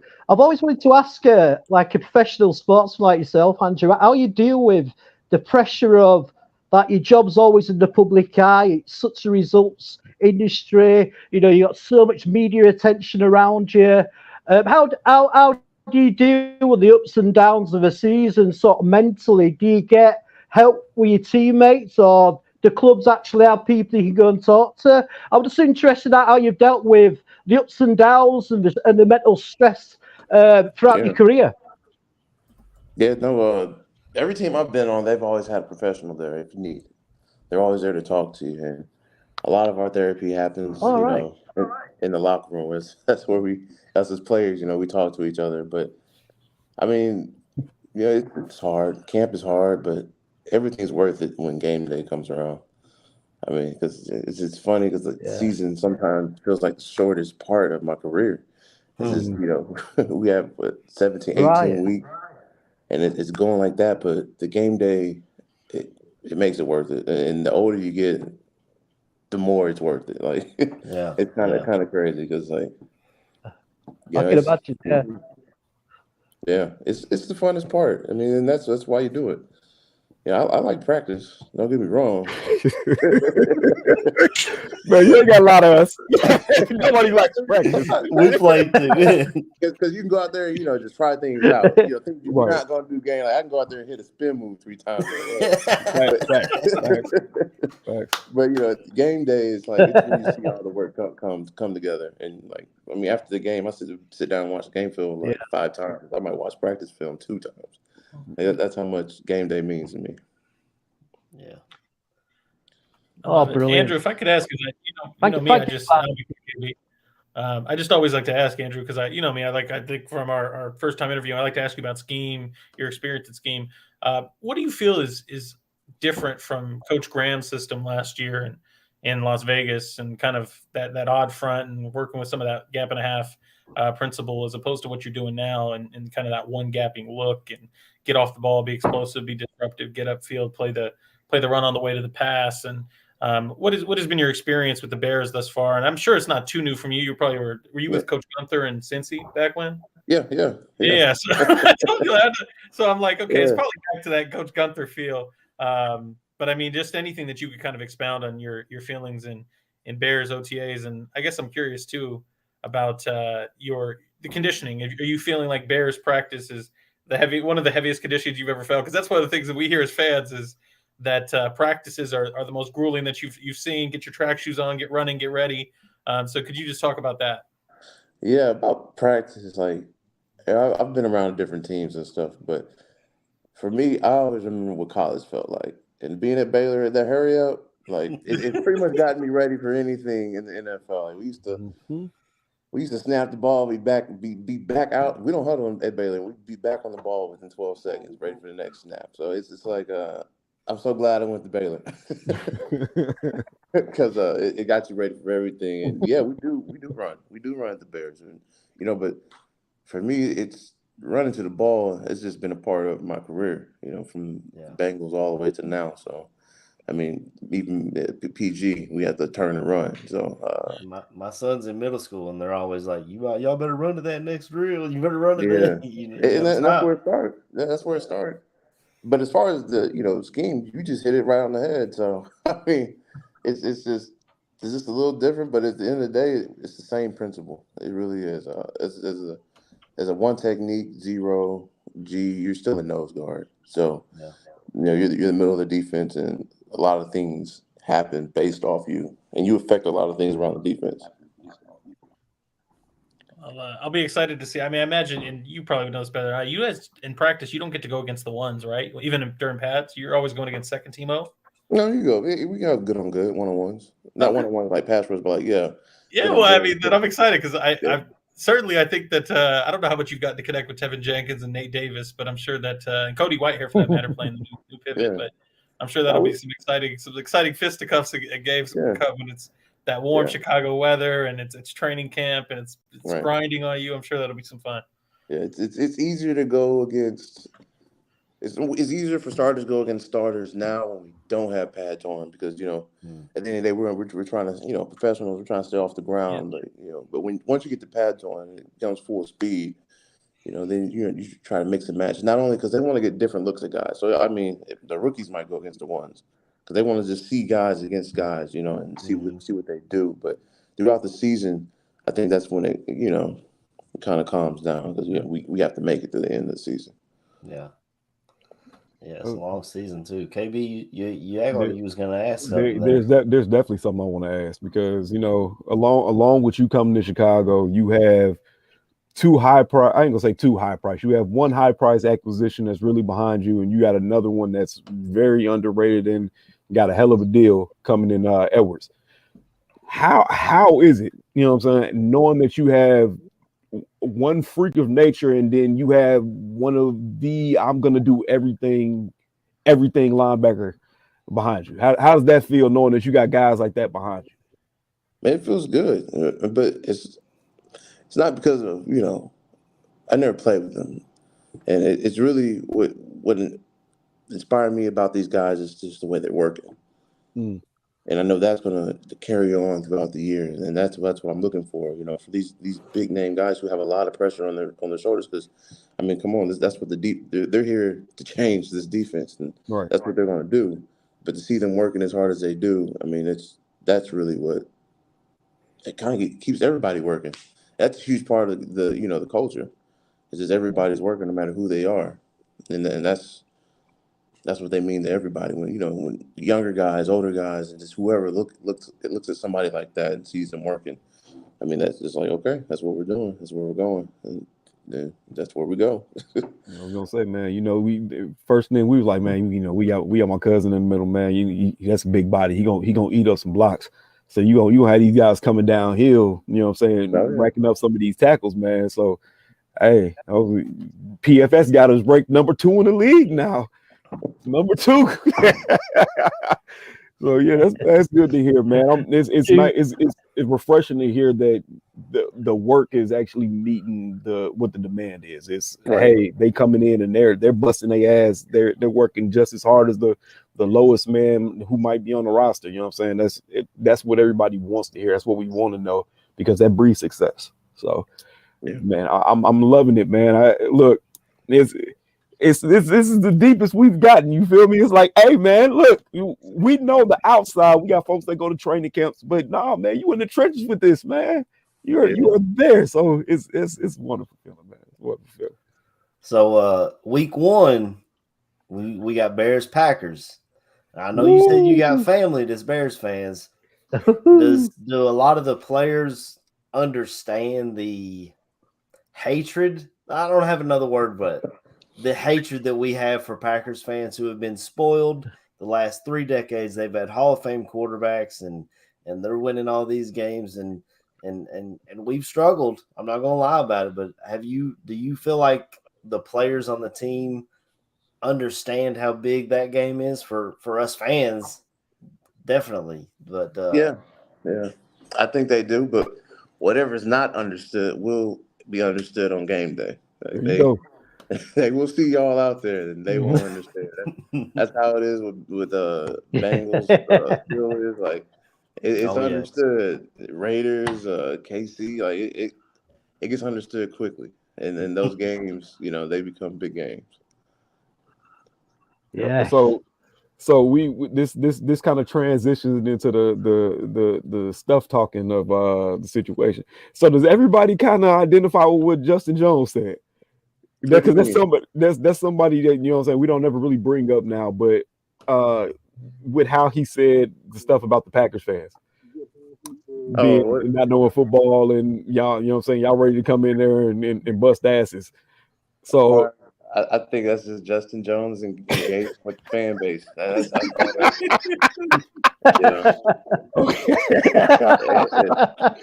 Tell him, Andrew. Justin knows what we want to hear as fans. That's right. Yeah, I was sitting there looking. I was like, that's gonna be what I asked. That's definitely gonna be on the forefront of my mind here, because that man sat there and you seen it in his eyes. He was speaking from the heart, man. Forget them. I believe it. Justin Jones is one of the first people I've met. And that's a good guy. That's what's up. Andrew, if I could ask, because I always find this interesting. I know you're working down in Florida, working hard to get in shape and drop the weight and get in the best shape you've ever been in. But I'm just curious if there's anything that you find about your game that you're particularly working on this offseason. Like, hey, I'm trying to get better at my hand usage or pass rush or, run defense, staying stout in my gap. Or if there's anything that even Coach Hines or Coach Smith have kind of given you as kind of a little homework to be like, hey, when you come back for training camp, we'd like to see you develop this. Or is there anything that you're working on?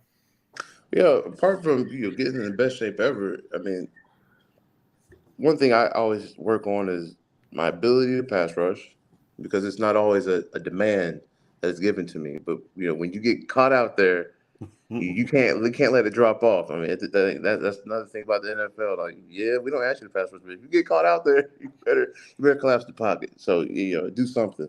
So I always work on that. I just think just working on my feet.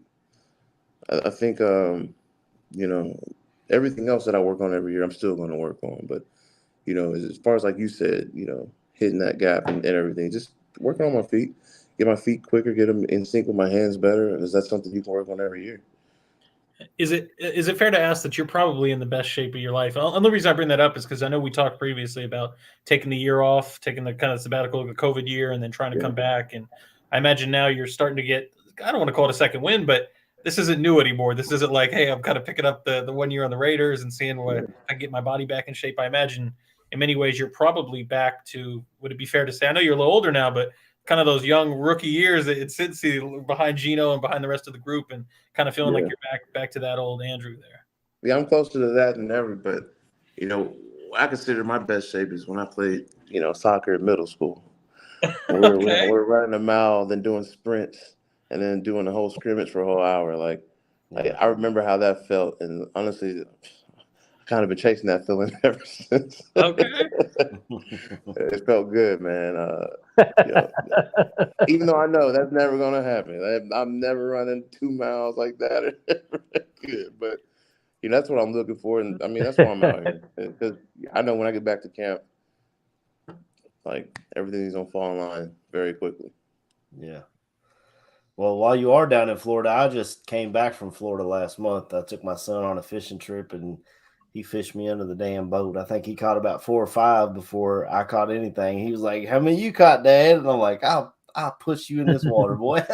But do you get any free time while you're down there? That's to go fishing, or what do you like to do while you're not working? You know what I mean? Yeah, no, me and my wife, we go walk on the beach.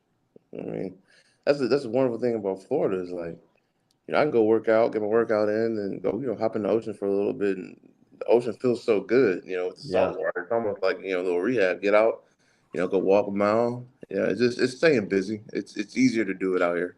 It's always warm outside. It might rain here and there, but it's like a vacation, but you get to work. So yeah. Well, I when I try to bring you on here, obviously we love you as KB's cousin, and we're big fans of you. We're so happy you're with the Bears, but I try to allow Bears fans to get to know you as a person, not just a football player. You know what I mean? Yeah. So many times we're fans of a team and we only know them on the field on Sundays and keep up with them like that. I think if people got to know you as a person, it would help the love in Chicago for you grow, and I definitely think you're on your way to that. I'm seeing it in the chat, and definitely a lot of we're happy to have you in Chicago for sure. Oh yeah, I'm happy to be here. Do you guys got anything else, or did you want to? We can. I was gonna say, man, what I'm saying, we gotta, we hit on a few things, what I'm saying, we ain't gonna poke around too much or pry too much, what I'm saying. We appreciate everything that you gave us, and what I'm saying, we appreciate the time, because like I said, we know you down there training, what I'm saying, you also on a little mini vacation with the wife, so hey, what I'm saying, we're not gonna keep you, let you get back to that. I know how it is. So hey, where's she at? Just so I can say hi. Where's she at? She's literally she went to the airport at 4:00 in the morning. She has Gabby's getting married. Oh, somebody see, look, man, there's too many people getting married. I'm just sitting over here saying, going on.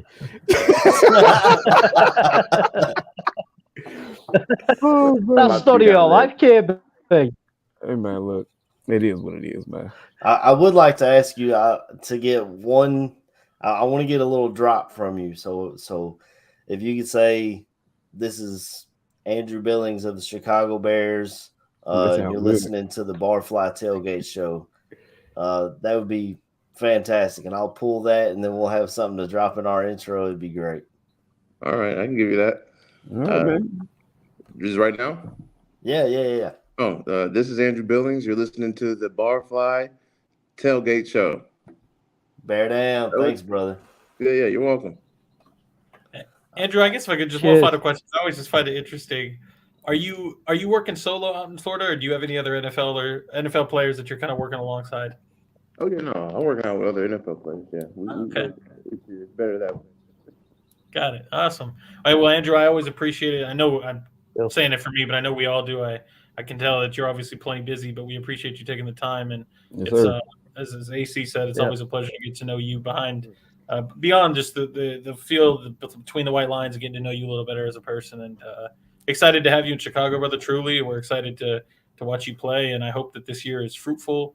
Good vibes, good juju, no injuries, and plenty productive. And we'll be wishing you blessings and multiple successes.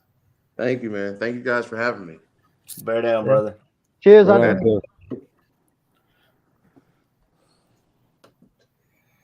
Man, how awesome was that? God, he's amazing every time. Cut in the middle of talking rookies and had to bring our guy in. It was a great conversation. He doesn't hide from questions, which is great. And KB's related to him, Man, it's just wild, ain't it? It's crazy, man.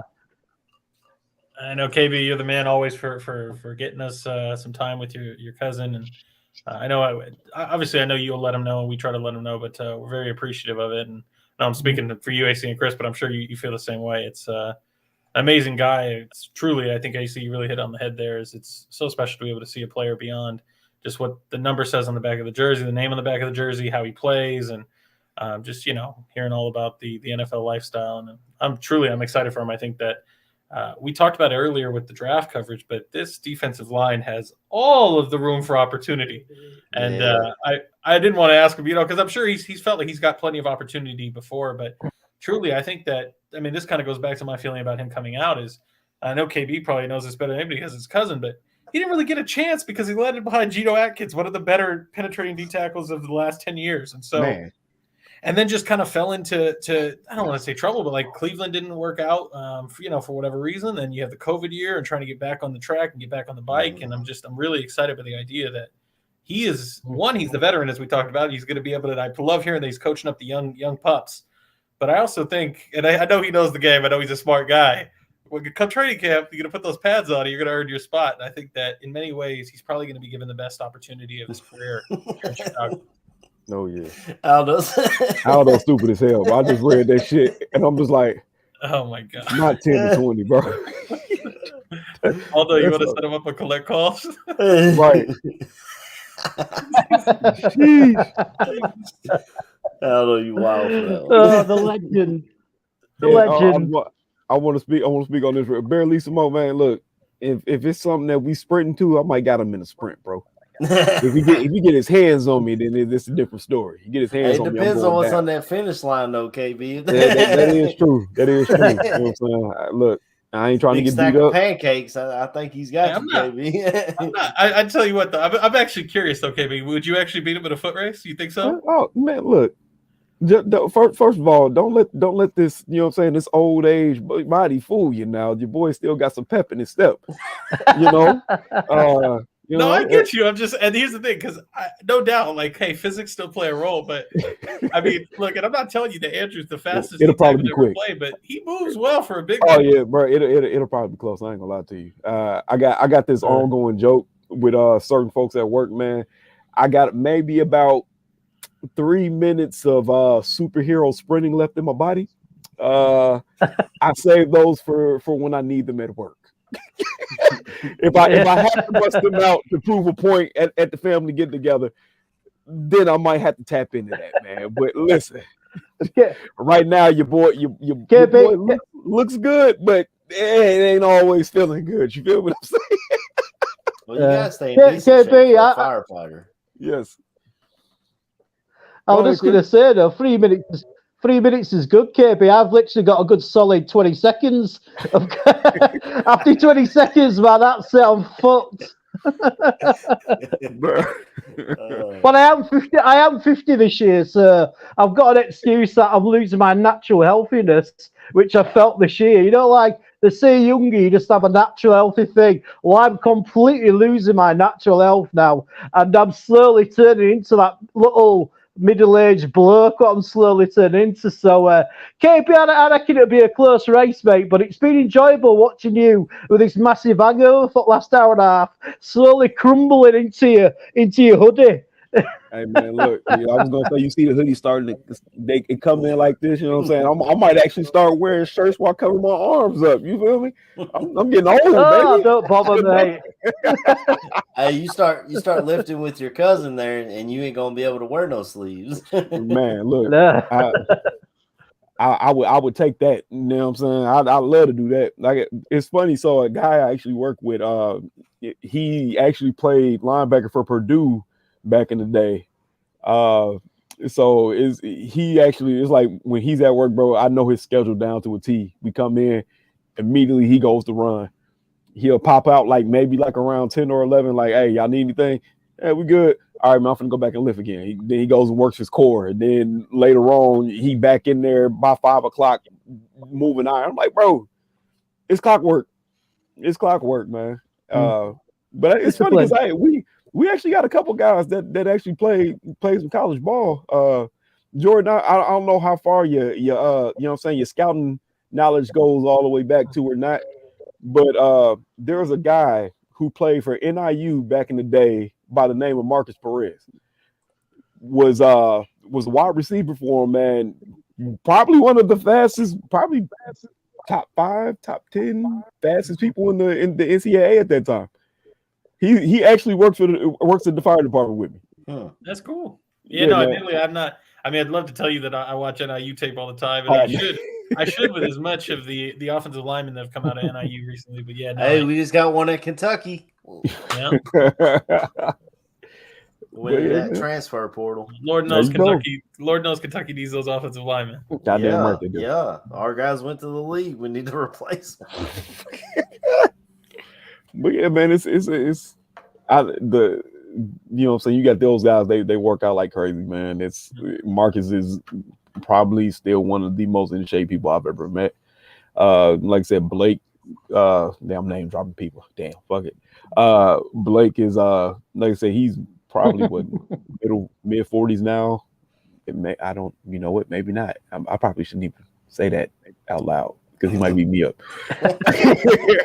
How would you say I was? I'm gonna get beat up on my lieutenant, man. But I mean, he's also one of the most in shape people I've ever met. Like the dude is solid. You know what I'm saying? Legit played middle linebacker. We talk about the days, and he's like, folks don't understand, man. You gotta know these offenses, man. I'm calling plays left and right. I'm telling people where they're going, moving them around.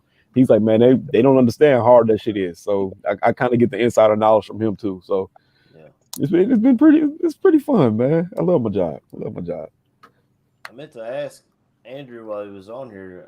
Is he living up in Chicago or is he? Yeah, they actually did move up. He got a place.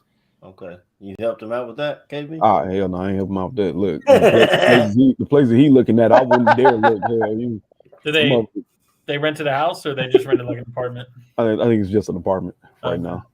But we're holding fingers crossed, hoping that he has a good year and all of a sudden re-ups for another 3 years and buys a house. But hey man, I need him to have that Akeem Hicks arc, man. He come in, everybody's like, oh yeah, that was a good signing.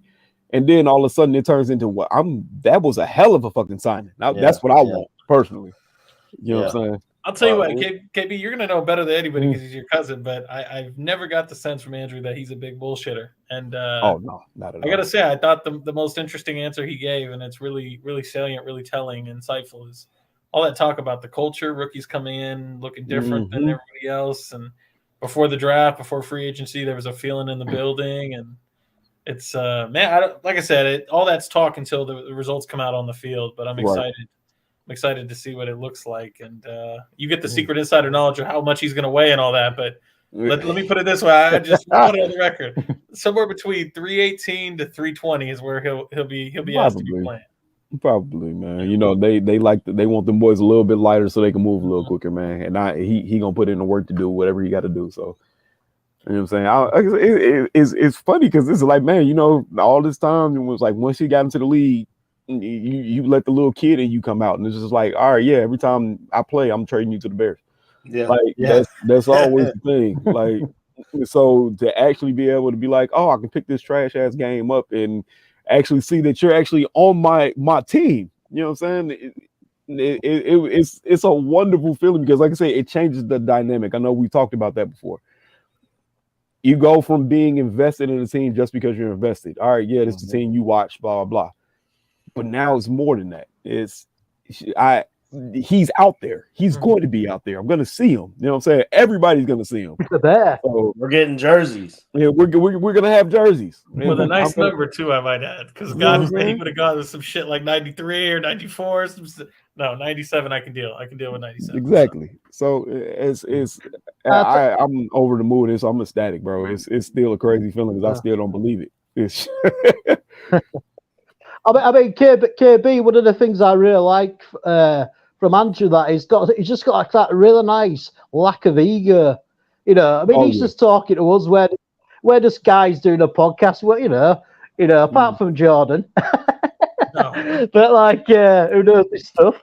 But like, you know what I mean? Though, like to take time out of his day. You don't know us. I mean, you don't know the rest of us very well, and that one of the things that really struck me is just how down to earth Andrew Warren. He just, no ego. He would just happy to chat to all of us, and imagine like he does anybody. So yeah, when you have chance, please thank him again from me, will you, brother?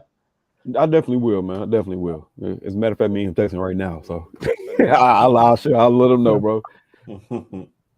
All right, well, Cool. that was an excellent interview, but we were in the middle of our draft coverage, so I think we should finish up these last few picks and then maybe get out of here. I know Jordan's got a brisket on the smoker. Yes, sir.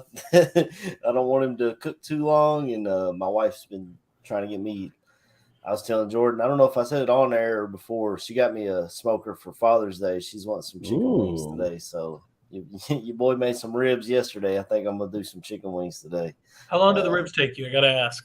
I cooked them 2 hours plain, and then 2 hours I wrapped them in aluminum foil, and then 1 hour with sauce on them. I did they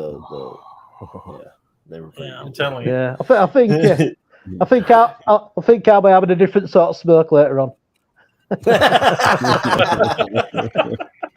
I'm telling you, I mean, I know they see living in the South, but I mean, and I'm living in the West Coast, but something different when you start smoking and cooking that meat. It becomes an art too. Like you're like, oh shit, well last time I did it this way, I'm gonna change it up to it this way. So I'm excited. I'm looking out there right now. It's internal 173, and then I got to put it in some foil and get it up to 203, and I'll start letting it rest and enjoy some brisket this afternoon. So excited. Awesome. I'll be interested to see how that turns out. Somebody said 3, 2, 1 method is fire. Yep, Joe knows it. But we'll get back into these draft picks. The next pick that the Bears made in the 4th round, 133rd overall, we went and got us a wide receiver. His name is Tyler Scott out of Cincinnati.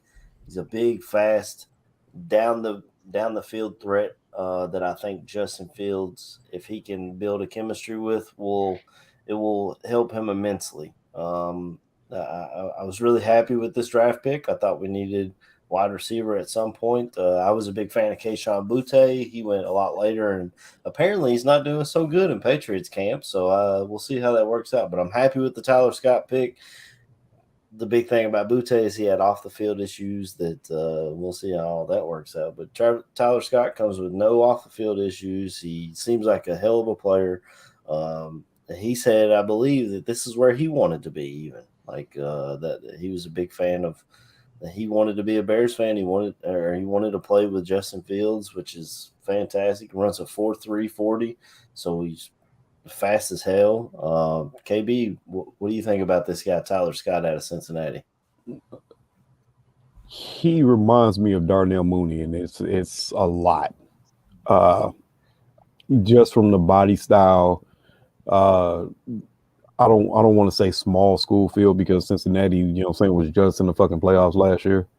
But the build, the route running, to me, he's literally a Darnell Mooney clone. I don't know how that bodes for Mooney in the future, but I see what the wow factor with the kid. You see this kid take a fucking 3-yard slant and literally splits the defense, and nobody's catching this kid. Nobody's even laying a fucking finger on him. It's intriguing. It's very intriguing. The home run hitting potential that you have in a few of these wide receivers that are now on this roster, man, it's kind of eye opening, and I'm excited at the potential that he has. I think it was a hell of a pick at that point. Like I said, he to me, he's a Darnell Mooney clone. So I'm gonna let my boy Jordan speak on it a little more, man, because I know he gonna drop the facts, man. Yeah, I mean, this is like I told you, Roschon Johnson was my guy, is my favorite pick of the class, and I love Zach Pickens. It was the guy I was calling for months before, but Tyler Scott to me felt like. I mean, here's the thing. I promise it sounds like rose-colored glasses. I'm not trying to be that way, but it kind of was like stealing because I mean, look, it's not just me. You can look at the most respected draft analysts. They thought this guy was a late second, early third rounder, and you're getting him at the end of the fourth. And to me, I see a guy that reminds me a lot of Tyler Lockett, which is interesting because it's funny. And I mean, I'm going to make the joke because I really wanted Alex last year from Cincinnati. But in many ways, I felt like Coach Fickle's Cincinnati wide receiver core was DK Metcalf, Alec Pierce, and then you had your Tyler Lockett and Tyler Scott. He's a guy that has that running back background, so he knows how to be shifty with the ball in his hands. He's never. The thing about him is that I don't want him on the line. I don't want a DB to jam him. You get a Joey Porter, you get a Tyrique Stevenson, it's game over. But the thing about these guys too is that they have enough speed to make a defensive back pause a little, because if I shoot those hands and I don't connect, he's flying by me with that 4.3 speed, and I don't know what to do. So I'm not calling him Tyreek Hill or anything of that sort, but I think that he has a lot of areas to refine because he doesn't have a ton of experience, and like I said, coming from that running back background and then playing some receiver. But I also think the thing that's not talked about him enough, and I don't have it here in front of me, but anybody can go find it, is he looks like a smaller guy if you just look at the measurements, but his wingspan is actually quite long for a player of his size. And so I believe he's like 5'10", 5'11", but that wingspan allows him to catch like he's a 6'1" receiver. So I'm not telling you he's the most physical guy or anything of that sort, but I think that he has the ability to go deep, track the ball, be an exciting player with the ball in his hands. And to me, it's not so much – receivers take a little bit to catch on for the most part, unless you're Jamar Chase or one of these other freaks. I don't think that you should necessarily be expecting Tyler Scott to be some amazing player, but I think this is a little bit of Darnell Mooney insurance. If something can't get worked out there, or the foot isn't right when he comes back, or the knee, or whatever the issue was with his leg, and then you have a situation too where what is he at worst? I mean, he's competing with Velus for the gadget fast returner guy because he's got return skills as well. So this really, we don't have to go to the DJ Moore thing, but the DJ Moore acquisition really allowed a lot of players to slot more appropriately in that Chicago Bears wide receiver room, where DJ Moore is clearly wide receiver one. You're going to facilitate and design your whole offensive architecture around him, your passing game around him being the designated X. And then you can have some maneuverability where Claypool plays, wide receiver 2, or he's a power slot, or, he's the X, and now you move DJ Moore to the Z on a play. And Mooney, you still got Mooney there. And now you're entering a guy with Tyler Scott and Velus Jones. And, of course, they like Equinemius St. Brown, and you've got Dante Pettis there. So it's a crowded room, but I think that you've got a lot of options that provide interesting opportunities for the offense. And, I think everybody can be excited what we have compared to what last year's shit show was. So I like Tyler Scott a lot. I see Tyler Lockett in him. That's excellent news. I just knew he was fast, and his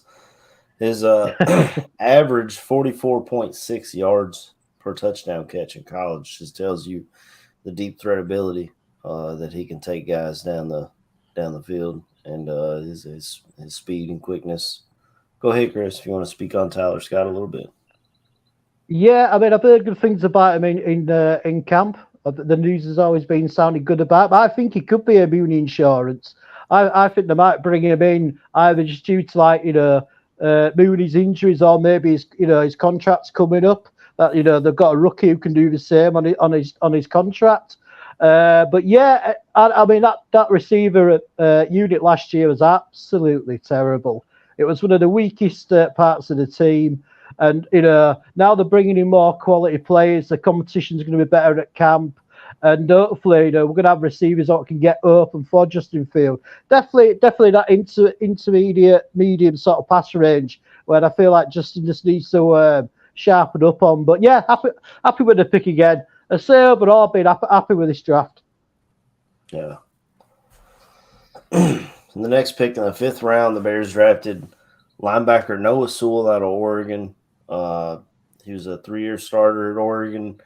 I think last year in mock drafts before he decided to go back to college, he was supposed to go really high. I'm not sure what happened in this last year. I think they tried to move him around and have him do other things, but he's strictly an off the ball linebacker. I think that's where he fits best. Hopefully Sanborn can fight him off because I've got Sanborn's jersey, but that'll be an interesting camp battle to watch between those two. At the very least, Sewell gives you excellent special teamer.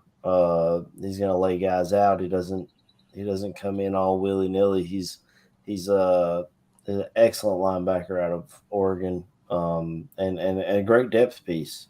You know, we needed some depth last year when injuries started to pile up. So at the very least, you got a guy who can come in and give you solid reps at the linebacker position. KB, you got what do you got on Sewell? Sewell, bro. Ooh, this one was this one felt kind of like a steal. In terms of, there was a lot of talk at one point of Sewell being a first round, a second round prospect, man. You watch his tape with Oregon, the dude was the heart and soul of that damn defense. I mean, all over the damn field. He was special, like legit. I don't really know what the disconnect was. I don't know what prompted the fall off. I heard a couple things about, you know what I'm saying, I guess him kind of getting blown up in runs and stuff like that. But the dude is a fucking beast, bro. That's a hell of a backup piece to have. I even heard, like, once we drafted him, it was like, man, y'all got to realize the TJ Edwards pick, acquisition could be looked at as like a 1 or 2 deal. If Chicago really felt Noah Sewell can get to a certain point, you could replace Edwards. And then we even have the whole thing with Sanborn. If Sanborn was still hurt or wasn't up to snuff when camp came and he got beat out by Noah Sewell, you have somebody who was a hell of a prospect, bro. The kid is an athletic freak.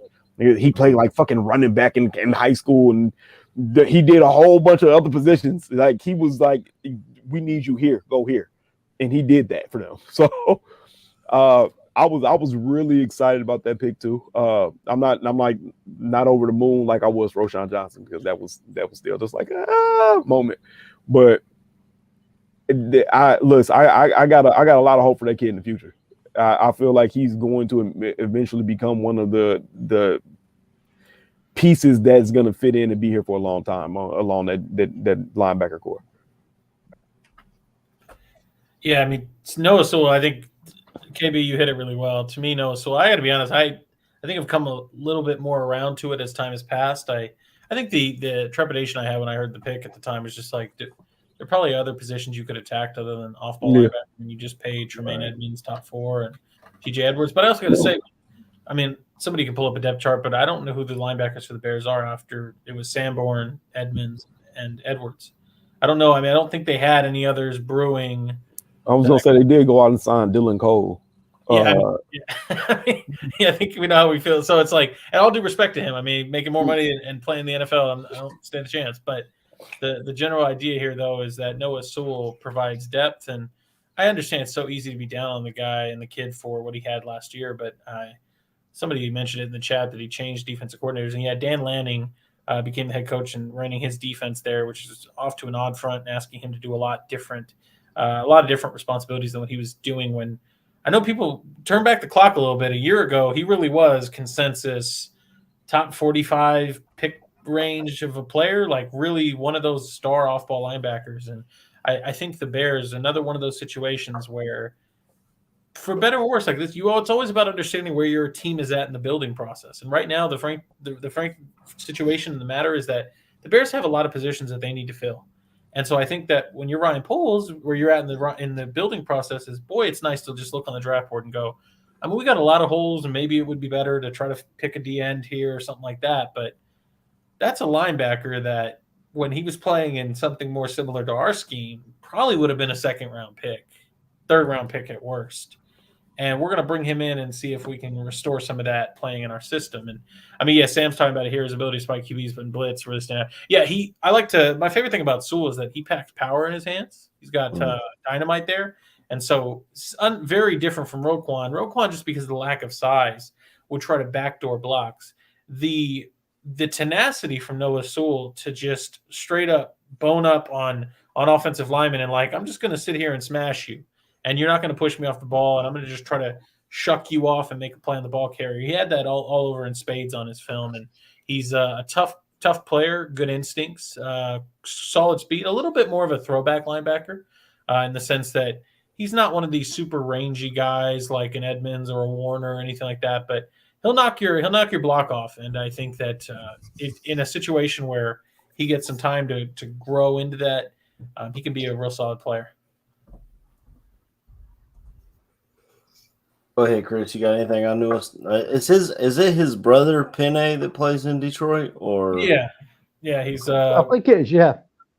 Penne is probably honestly top 4 right tackle in the league, and I'm being conservative. I mean, yes, you got Lane Johnson and you got a few others, but Penei Sewell is easily top 5 right tackle in the league, and again, I think it's more 3 or 4. Yeah. What do you got there, C-Dub, on Noah Sewell? I mean, yeah. I mean, I'm happy because it's just it's an upgrade from anything we had last year, really. I mean, I think I don't know what you're going to do with your Sanborn jersey, AC. I mean, I don't know if you're going to have to tape his new number on or whatever, but I think he could be taking his place, mate. I think he's just better physically, and I think he'll fit the scheme really nice as well, due to his speed. So yeah, good pickup, I think. Yeah, I mean, at the very least, Sanborn can always be. I think he gives you position versatility. He could be a depth piece at all 3 linebacker positions. We saw him play Mike last year, so I think his spot is definitely on this team. Definitely, Sewell gives you depth as well. So I mean, at the very least, you got a couple of good linebackers that are young and give you special teams ability, gives you depth, give you all kinds. I mean, if Ryan Poles had it, let's be very clear. If Ryan Poles had it his way, Jack Sanborn and Noah Sewell wouldn't even be playing. They would like their investments and free agents to pay off, and TJ Edwards and Tremaine Edmonds be awesome. And outside of that, too, if they had it their way, they would never want to be in base 4-3. They'd like to have a nickel out there and make sure that their second-round pick, 38 or 36 overall or whatever it was, in Kyler Gordon, be on the field at all times. That's not going to happen. But if they had it their way, they would live in nickel, make the pick of Kyler Gordon make sense, high value, he's always on the field, and have these 2 solid, instinctual, good college careers in the sense of Sanborn and Sewell be those second-level defenders for them, or second string. Yeah. Later on in the 5th is another guy that we spoke on earlier, cornerback Terrell Smith out of Minnesota. He's a fast guy, 6'1", 204. Apparently he's played really well in OTAs and practices. I think maybe even rookie minicamp he shined a little bit. I think some of them even said he looked better than Stevenson from reports that I had read.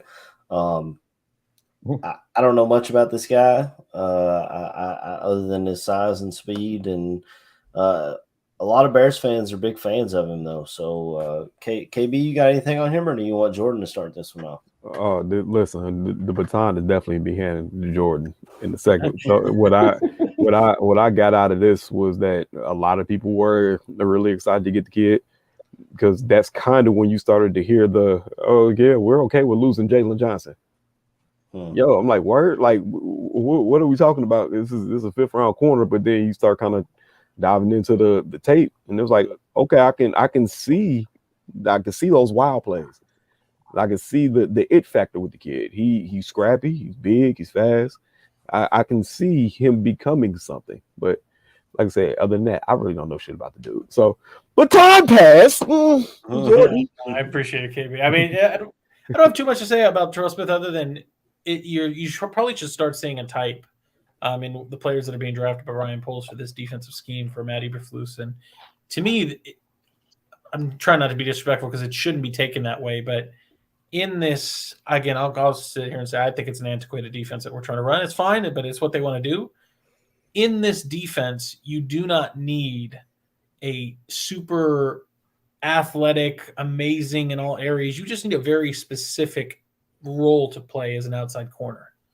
And that is to get in your receiver's chest, disrupt the route pattern, drop into your cover 2 zone, read the quarterback's eyes, and drive on the ball. If it's a run play, you better be able to tackle.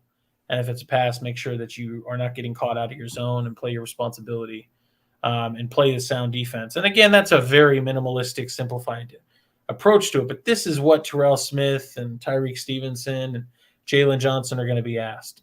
They didn't get to do it much last year because the front seven was such dog shit in respect to getting pass rush. But if you can get pressure, that's how this defense thrives. Like, again, a corner is important. Everybody understood how valuable Charles Tillman was. But that's the thing, too, is Charles Tillman, he's a great, great player, great man, all those good things. But when you actually think about him or Jerry Azuma, resident guest on Gabriel Talks Football recently, I mean, if you sit here and you think about these corners that have played in this defense, they aren't asked to do a ton of things. It's relatively simple. It's play fast, play instinctual, get your hands on the receiver, drop into your zone, drive on the ball. And I think that when you think about a Terrell Smith, he's good at man, he's physical, he has enough speed to play in the hip pocket of a receiver, and showed that at Minnesota under Coach Fleck. And I think that it's not everybody's so quick, and I appreciate KB saying it earlier, that everybody's like trying to ship off, can we trade Jalen Johnson for Chase Young or whatever? And it's like, stop trying to ship off players that are quality. But I do think a lot of this is built in. It's similar with Tyler Scott and Darnell Mooney. Like, what if we can't get that deal done? Well, what if Jalen Johnson, he wants just cornerback top 3 money, and we're just not going to pay him that? Well, we got to have plans in the works to rebuild this cornerback room if he were to leave. And you've seen that with Kyler Gordon, who can play inside, but he can even swap outside if they need. You're going to have Tyrique Stevenson, who absolutely, with the value of the pick, is going to start. And then you've got a guy like Terrell Smith that, I had nothing against Kendall Vildor, but who's challenging Terrell Smith for that cornerback 4 spot? Like, I like Josh Blackwell. I actually thought Josh Blackwell was a guy that I'd keep on the roster, even over Kendall Vildor. But that's the reality, is Terrell Smith has a role in this defense because you can never, and look at Bill Belichick, the greatest coach of all time on defense. You can never have enough DB depth. You just can't. No. If Jalen Johnson goes down, well, great. Then Tyrique Stevenson slots over, and then maybe you put Kyler Gordon outside, and then you put Blackwell in the nickel. Okay, well, one of those guys goes down. Now you can elevate Terrell Smith. You just can never have enough of those guys, and you're starting to see a type being built here in this defense, in this cornerback room, where they want big, tall, physical. Again, I say athletic, but I'm not talking Tariq Woolen athletic freak. I'm talking about competent athlete that can sit there and jam at the line and drop back into their cover 2 zone. That's what they would have it if everything else in the defense worked well. Excellent breakdown again, Jordan. It's yeah. Son brought up something. Jalen Jones also. He did pretty well last year when he stepped in at the end. Yeah, he did.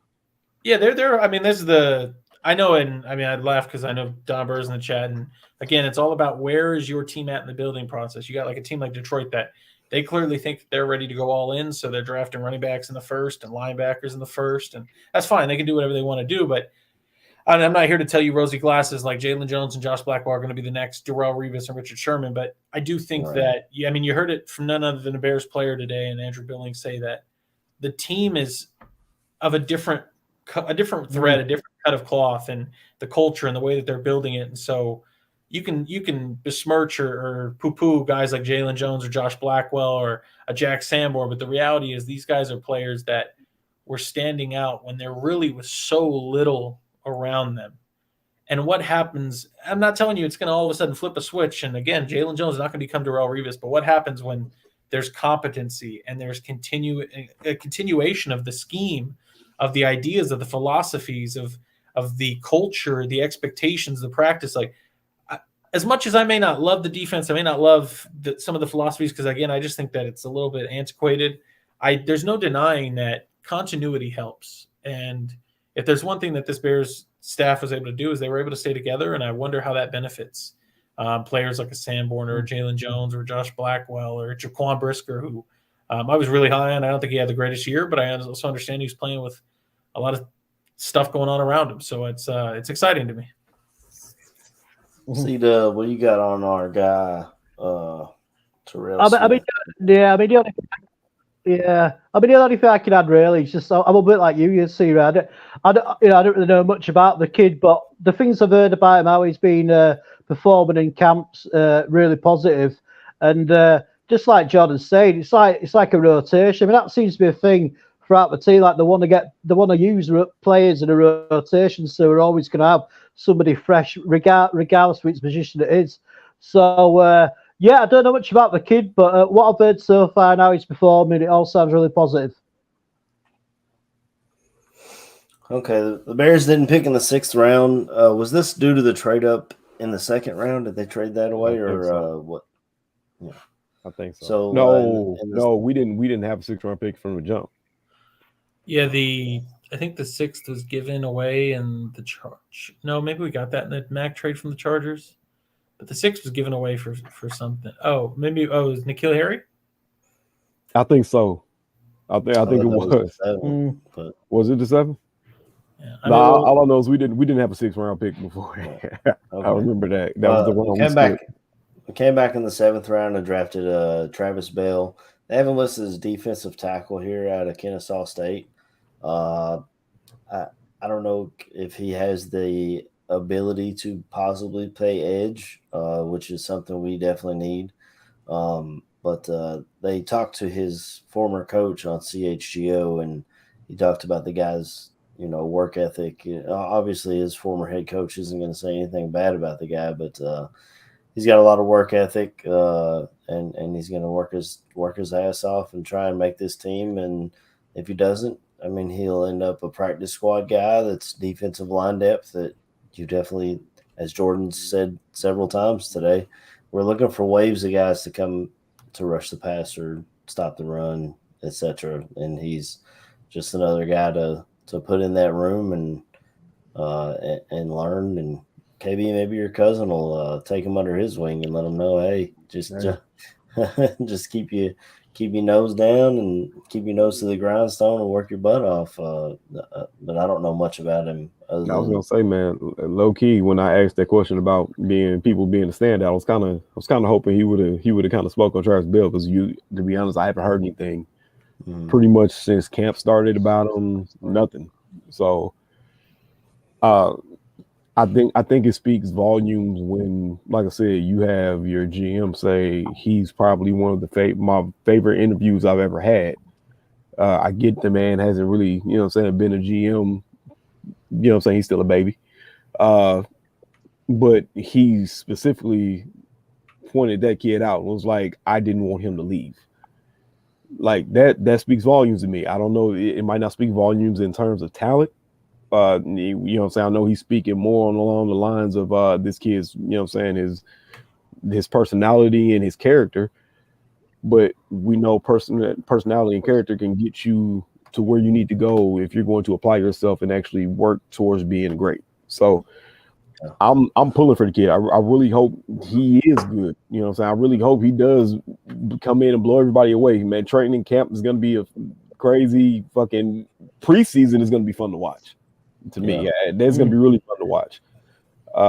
It looks like he's a little bit of a smaller kid, like height-wise. Kind of fits in the same vein as Andrew, So if he did take him under his wing, man, Travis would benefit from it definitely. So, Jordan, do you have anything on Travis Bell? I'd love to sit here and bullshit you like I did, but no, I don't. I couldn't find Kennesaw State tape. I didn't know. I'm gonna be real sad about that. I didn't know Kennesaw State was a program. So, well, I actually stayed when we were coming back from Florida. We stopped in Georgia to stay the night, and I saw the exit where Kennesaw State is off of. I was like, how about that? And I know that's where Jordan that's where Justin Fields is from, is Kennesaw. But so that's where I don't know much about it. When they were saying Kennesaw, I'm like, I thought that was like a small town of Georgia. I wouldn't know they had a college, but it's didn't know the program, hadn't seen the tape, but from everything that they've talked about, he was a tryhard at Kennesaw and was a standout at that level of college. And the character, as KB was talking about, the thing I think I took away is they were talking about how when they were interviewing him, he was just talking about his excitement to be able to play college football, and he was working a job with his, I think he was talking about like a shipping knife, and he's probably like being a porter or boxing up things in a warehouse. But I think that, look, the reality is in the 7th round, you're burning lottery tickets, and you're just hoping to see, can we cash in on any of them? And it's a long uphill battle for a kid like him, because there's, whether it's Justin Jones or Andrew Billings or 2 higher picks at the same position at defensive tackle. We don't know exactly what's going to happen, but I'll tell you what, I certainly think that you probably could have gone in other directions with players that I could have easily said, well, I'd prefer them because I've seen their tape. But if you're going to be burning tickets in the 7th, we're burning lottery tickets, seeing which one you can scratch off and win, I certainly don't think that it's certainly not a bad place to start if you're going for character and you're going for work ethic and morals, and a guy that you can count on to give his best foot forward. Because at the end of the day, the talent is always, I mean, look, the reality is whether you're a first rounder, second rounder, they're all good. You made it to the 1% of the 1%. So at that point, it's what I think KB was kind of talking about is what really starts to separate everybody when you're all very talented is who's putting the work in, who's relentless in the pursuit of greatness. And of course, the ones that are, this is how you come up with Hall of Famers, by the way. The ones that are Hall of Famers are special are the ones that have elite talent and an elite hunger and drive to be great, and they pair those, and that's what makes them a Hall of Famer. But as far as talent, I'm not telling you everybody's the same, but a lot of them are real close. We're talking very small margins here of 1% to 2% better. And so how do you really stretch that or make it better? It's the difference between, I don't know why this name just my head. It's like a quick have guys and later in the draft, in this case, Travis Bell, where theoretically, if you put all the pieces together, he may end up having an NFL career. Yeah. So it just depends. Chris, you got anything on this guy or? The only thing I know about this guy is that he's the first guy from his college to be drafted in the NFL. That is the only thing I know about him. And the only other thing is that, like you say, he seems like a big character guy. I remember watching him being interviewed around the draft time, and he was a very impressive young man. Just good luck to the kid, man. I hope he makes the roster and makes a positive influence on the team. Really, I mean, it's a nice story when people do have the chance when they come from smaller programs, and they do get the chance. And good luck to the guy, man.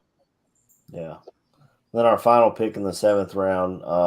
The draft card has him listed as corner, but the bold print on, I believe this is Bears Wire that I'm pulling this from. Shout out to Alyssa Barbieri for her excellent work at Bears Wire. Kendall Williamson, the safety / corner out of Stanford. Again, this is another guy that I don't know much about.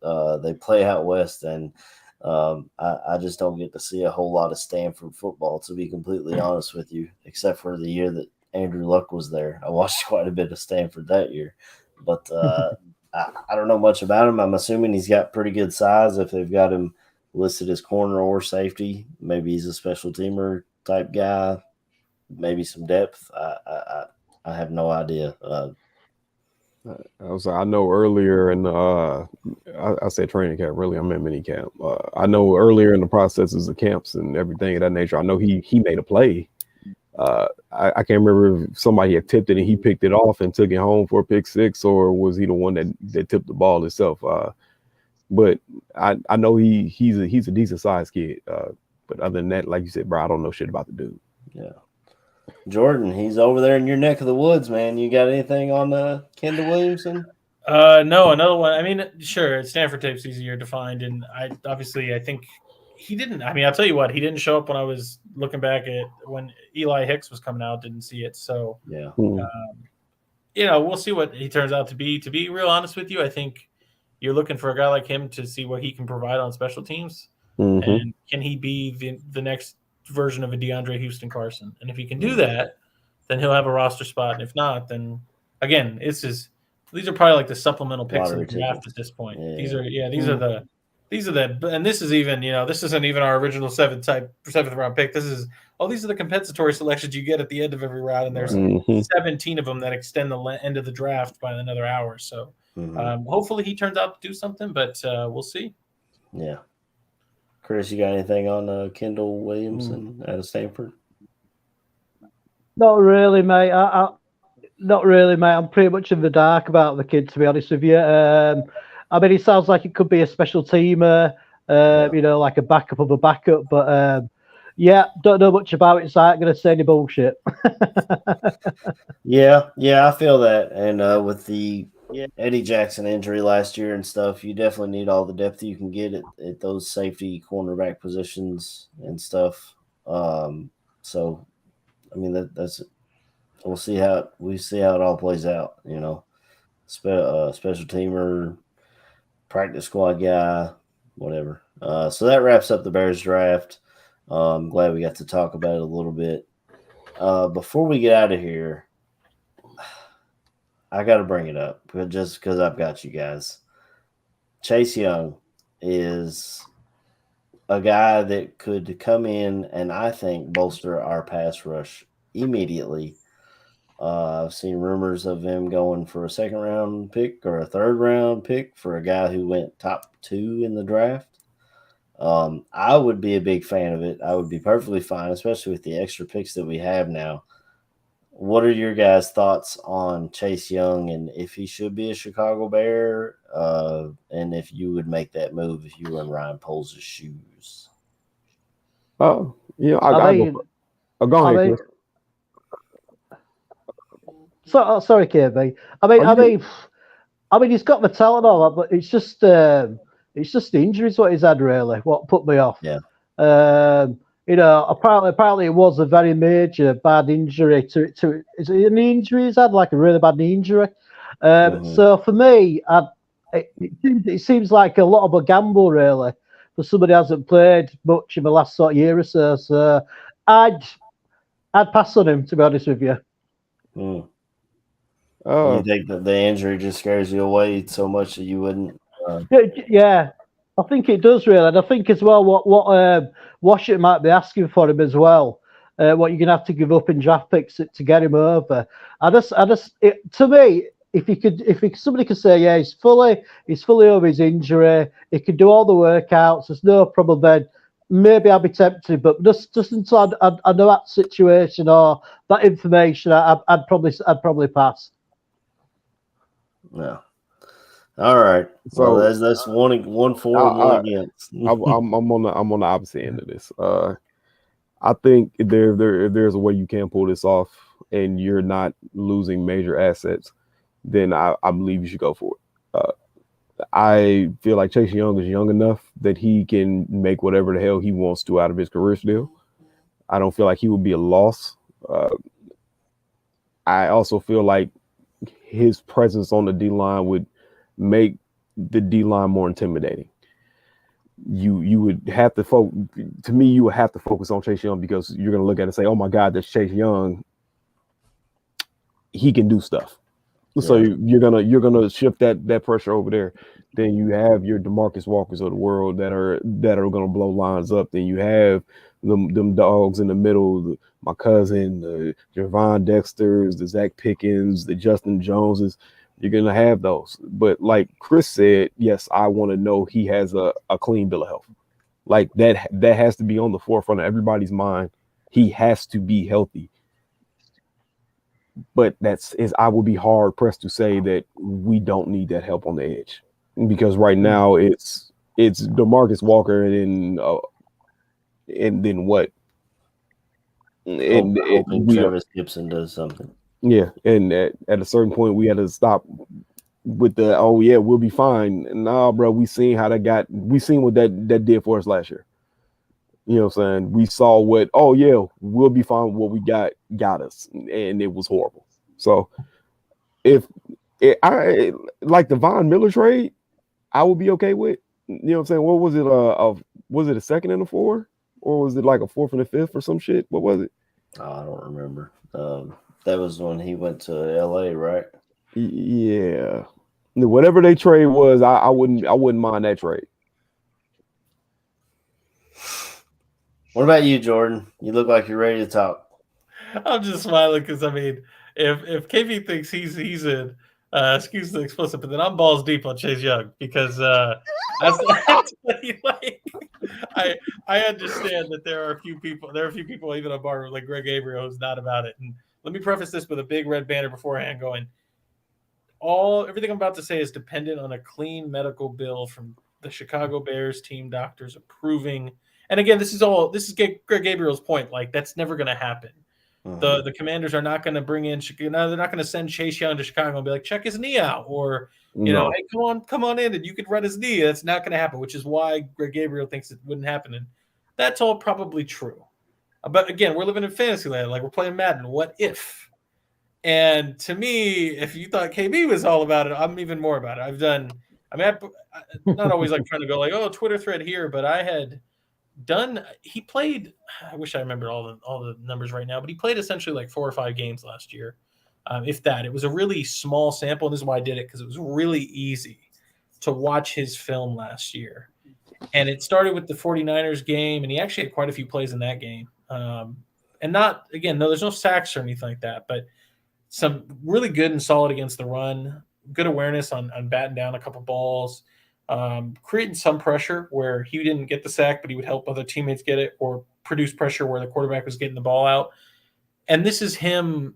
I think it's important to understand that knees aren't always the same. Some players come back slower than others, and he had a very serious knee injury, which is why, again, before anything, how's the knee? You need to check that out. But I think that you have to look at what he was beforehand, understand that it was a serious knee injury and that it takes time to come back.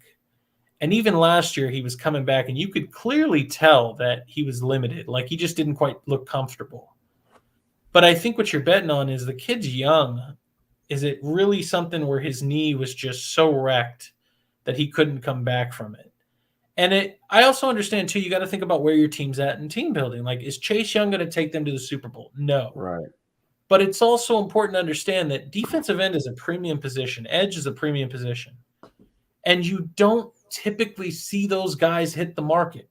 Like, nobody's able to just – and I know we can talk about, well, Von Miller. And, yeah, that's a very unique situation where Denver's trying to recoup its assets because, it's not going well, and they're trying to ship them off. And I think they ended up taking some of those picks and getting Russ with it. So you have these very unique situations. But overall, everybody's talking like, what if Danielle Hunter's available? What if these other guys – yeah, but they're not. They're really not. And this may be the same thing with Chase Young, which just goes to prove my point.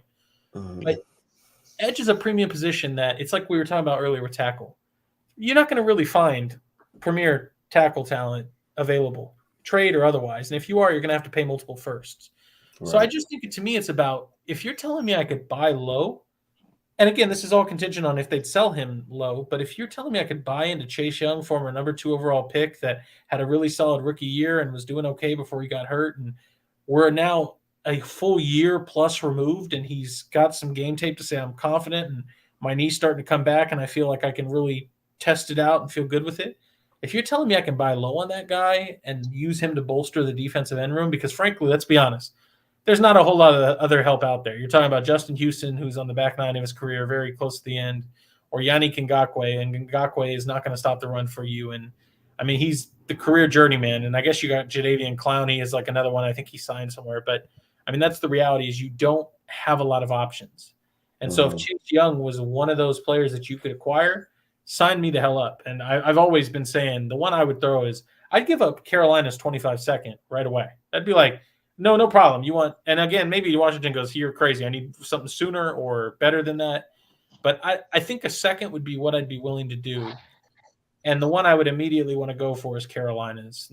It's because to me, I understand everybody looks at draft picks like you have to spend them on a player or drafting a player, but you don't. The whole idea is it's assets. A draft pick that you didn't even own to begin with, and now it's yours in Carolina. Who cares what you do with it? You're not going to see the benefits of that 25th second until 2025, and God knows what you're going to draft and if they're going to be good. You're burning a lottery ticket hoping that second rounder turns out. Then they could have a slow rookie year. You're not even going to be able to cash that soon. So if you're telling me that I could somehow twist the ears of Marty Mayhew and Ron Rivera and go, I'll throw you that 25-second from Carolina, and I don't know, God forbid, what else do you want? I give you something. I'll give you a running back. Like, whatever you need. Like, just what do we got to do to get this done? Like, that's that's where I'm at with Chase Young. I think that again, I talked a little bit about the player. He can stuff the run. I think he's got really good awareness and instincts. Shows exceptional just ball play.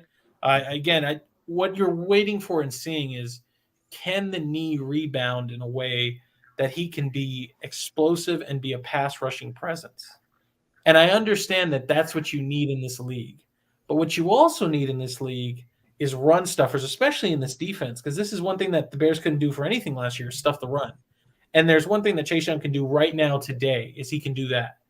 And then you're betting on, can we get him back to the pass rusher that he was? And I think I'd be willing to take that bet. Yeah, I would too. There's a lot of people in the chat that are adamantly against it. I know a lot of people. We'll all see how it works out. The injury definitely scares everybody, but you're not going to find guys like a Chase Young on the free agency market.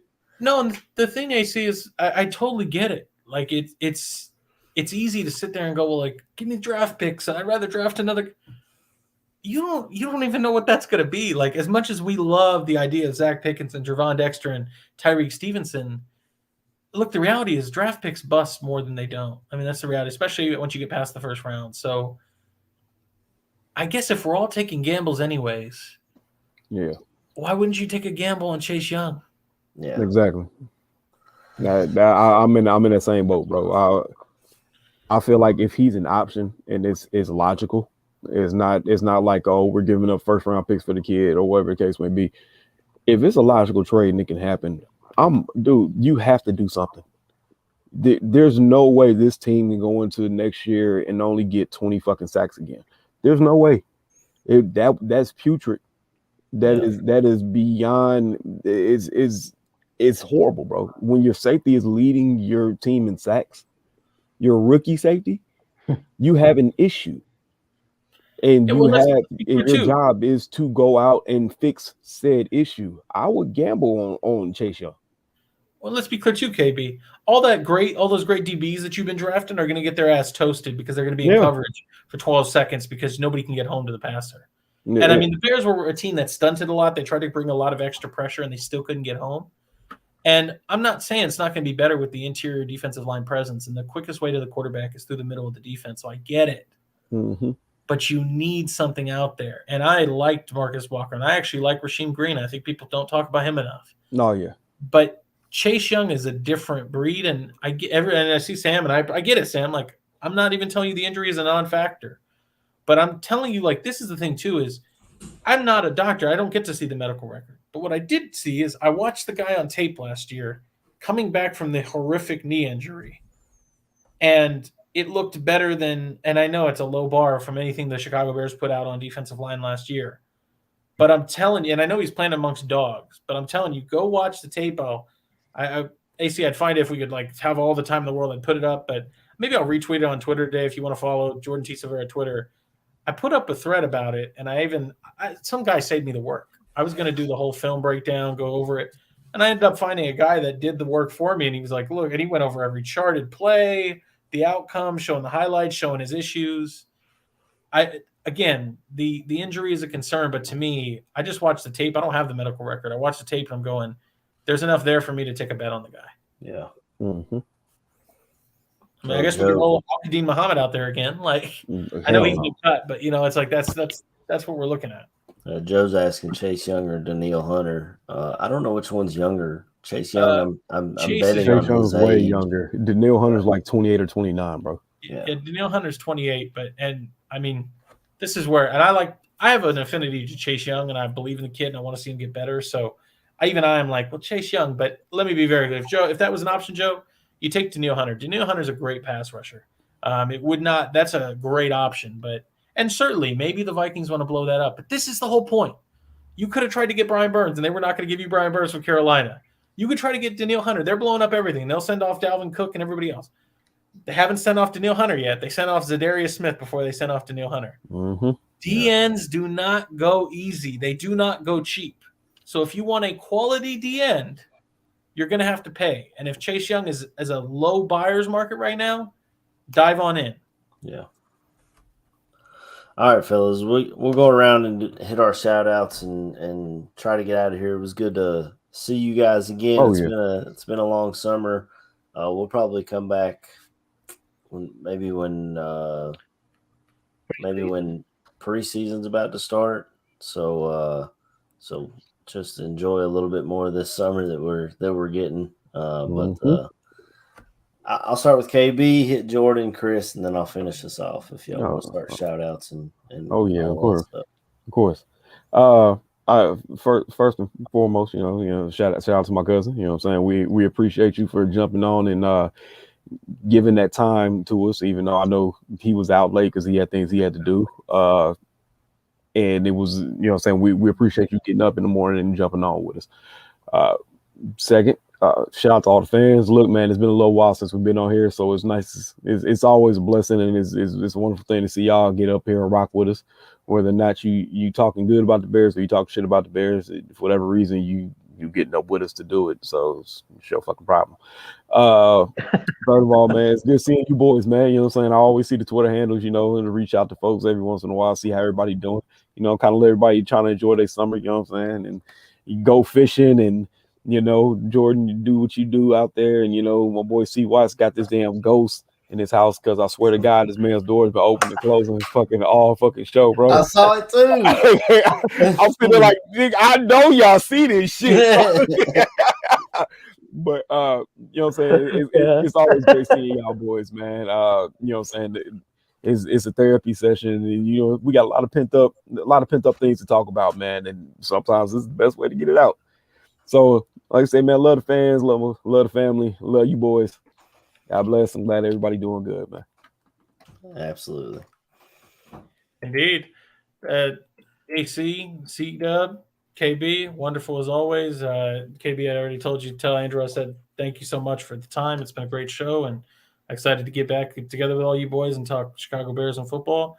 We are just ever slowly inching closer and closer to the season starting, preseason, training camp, all the roster battles. It's exciting times, but it's been a joy hanging out. Chad, I appreciate you getting involved, participating, and I'm excited to continue down this road as we have more to talk about. Thank you. Absolutely. Go ahead, Chris. First of all, I just want to say it's great seeing you boys again, man. It feels like normal life's returned a little bit when I'm seeing you boys on a Sunday afternoon, and obviously with Andrew Billings coming on the show as well. Him using some of his precious time to talk to us. It was absolutely amazing. He comes over as such a fucking nice guy and a proper gentleman, and how he spoke to us, it was just awesome. So KB, again, pass on my thanks to Andrew. It was absolutely amazing. Just looking forward to the football season coming ever quicker for me, mate. I'm going to end up watching that league where it's got women playing in underwear because I'm so lacking football to watch. But it made for you boys. It's just great seeing you guys, and it makes my trip to Chicago even more exciting. So bear down to everybody, and everybody have a good rest of the summer. We'll see you back in the preseason. Absolutely. First and foremost, shout out to Andrew Billings for coming on with us, giving us time out of his busy schedule. I know he's out there trying to get better and spend time with his wife, who I know during the season there's not a whole lot of time for family. So I'm appreciative of him taking time out of his limited time to give us, I don't know, half-hour interview or just talk about everything, and that was excellent. Definitely got me looking forward to going up to see a Bears game this year. Obviously, shout out to you guys. Thanks for coming back on in such short notice. I was able to text you guys a couple nights ago. The ball started rolling, and your boy had to get it all put together. So I appreciate y'all being able to jump on with us. KB, it's all love, brother. I'll be seeing you soon. Jordan, man, out west, thanks for getting up early with us for sure, and giving us all the little factoids about our draft picks, man. If it wasn't for you, the show would have been boring as hell. I'll tell you that. And then my man C-Dub across the pond. I'm so happy that you're able to get a Chicago trip finally, and we're going to meet up. And my wife's always like, Yeah. "Oh, he's the guy that says Team AC on your Facebook." I was like, "Yeah, that's Chris." So she's even talked about maybe getting us some shirts to say Team AC on them. So we'll see how all that goes. It never stops with you, does it? He's never stopped. She never stopped trying to take over this show, does it? I was gonna say, I would be remiss to say I would be very upset if I didn't get one of these Team AC shirts. I'll see what I can do. Yeah, and then shout out to the chat, man. Everybody in there. Don Bird didn't seem too cranky today. He didn't say too much shit. I mean, of course, he's going to drop a couple things, but that's just what he does. The real St. Brown plays in Detroit. The real Sewell plays in Detroit. And then Sam Rush came in today. I don't think I've seen him in before, so that definitely shout out to him. I saw the Heart Foundation there for a little bit. Of course, we got our usuals. J2K, Adeptus Serpentis. I'm going to get that name right one of these days. So cheesy. Yeah, George. Absolutely. Definitely. So shout out to all of them and everybody in the chat keeping everything good. If you are, I haven't been like Chris watching USFL or XFL or any of that stuff. I've just been trying to enjoy my summer. If you are enjoying your summer, if you're a Cubs fan or a Sox fan, tune in right here to the Barroom Network. You got Crosstown Crosstalk. I'm sure the Southburb Hitmen are going strong. I'm not a Sox fan, but if you are a Sox fan and you're into that, and you like to wallow in your self-pity because I know they're not doing so good, then go ahead and tune into that show. Yeah. Everything you need is right here on the Barroom Network, from TV to football to baseball to basketball. They're talking Bulls and everything. Just had a draft, so I'm sure the Bulls show is going to come on and talk about that. They don't ever draft Kentucky guys, and it pisses me the fuck off. I'll tell you that. Never. It don't matter who we got. But we'll get on out of here, and I'll hit up you guys whenever preseason starts to come around, and we'll get everything set up. But until then, bear down. Bear down, everybody. Have a good one.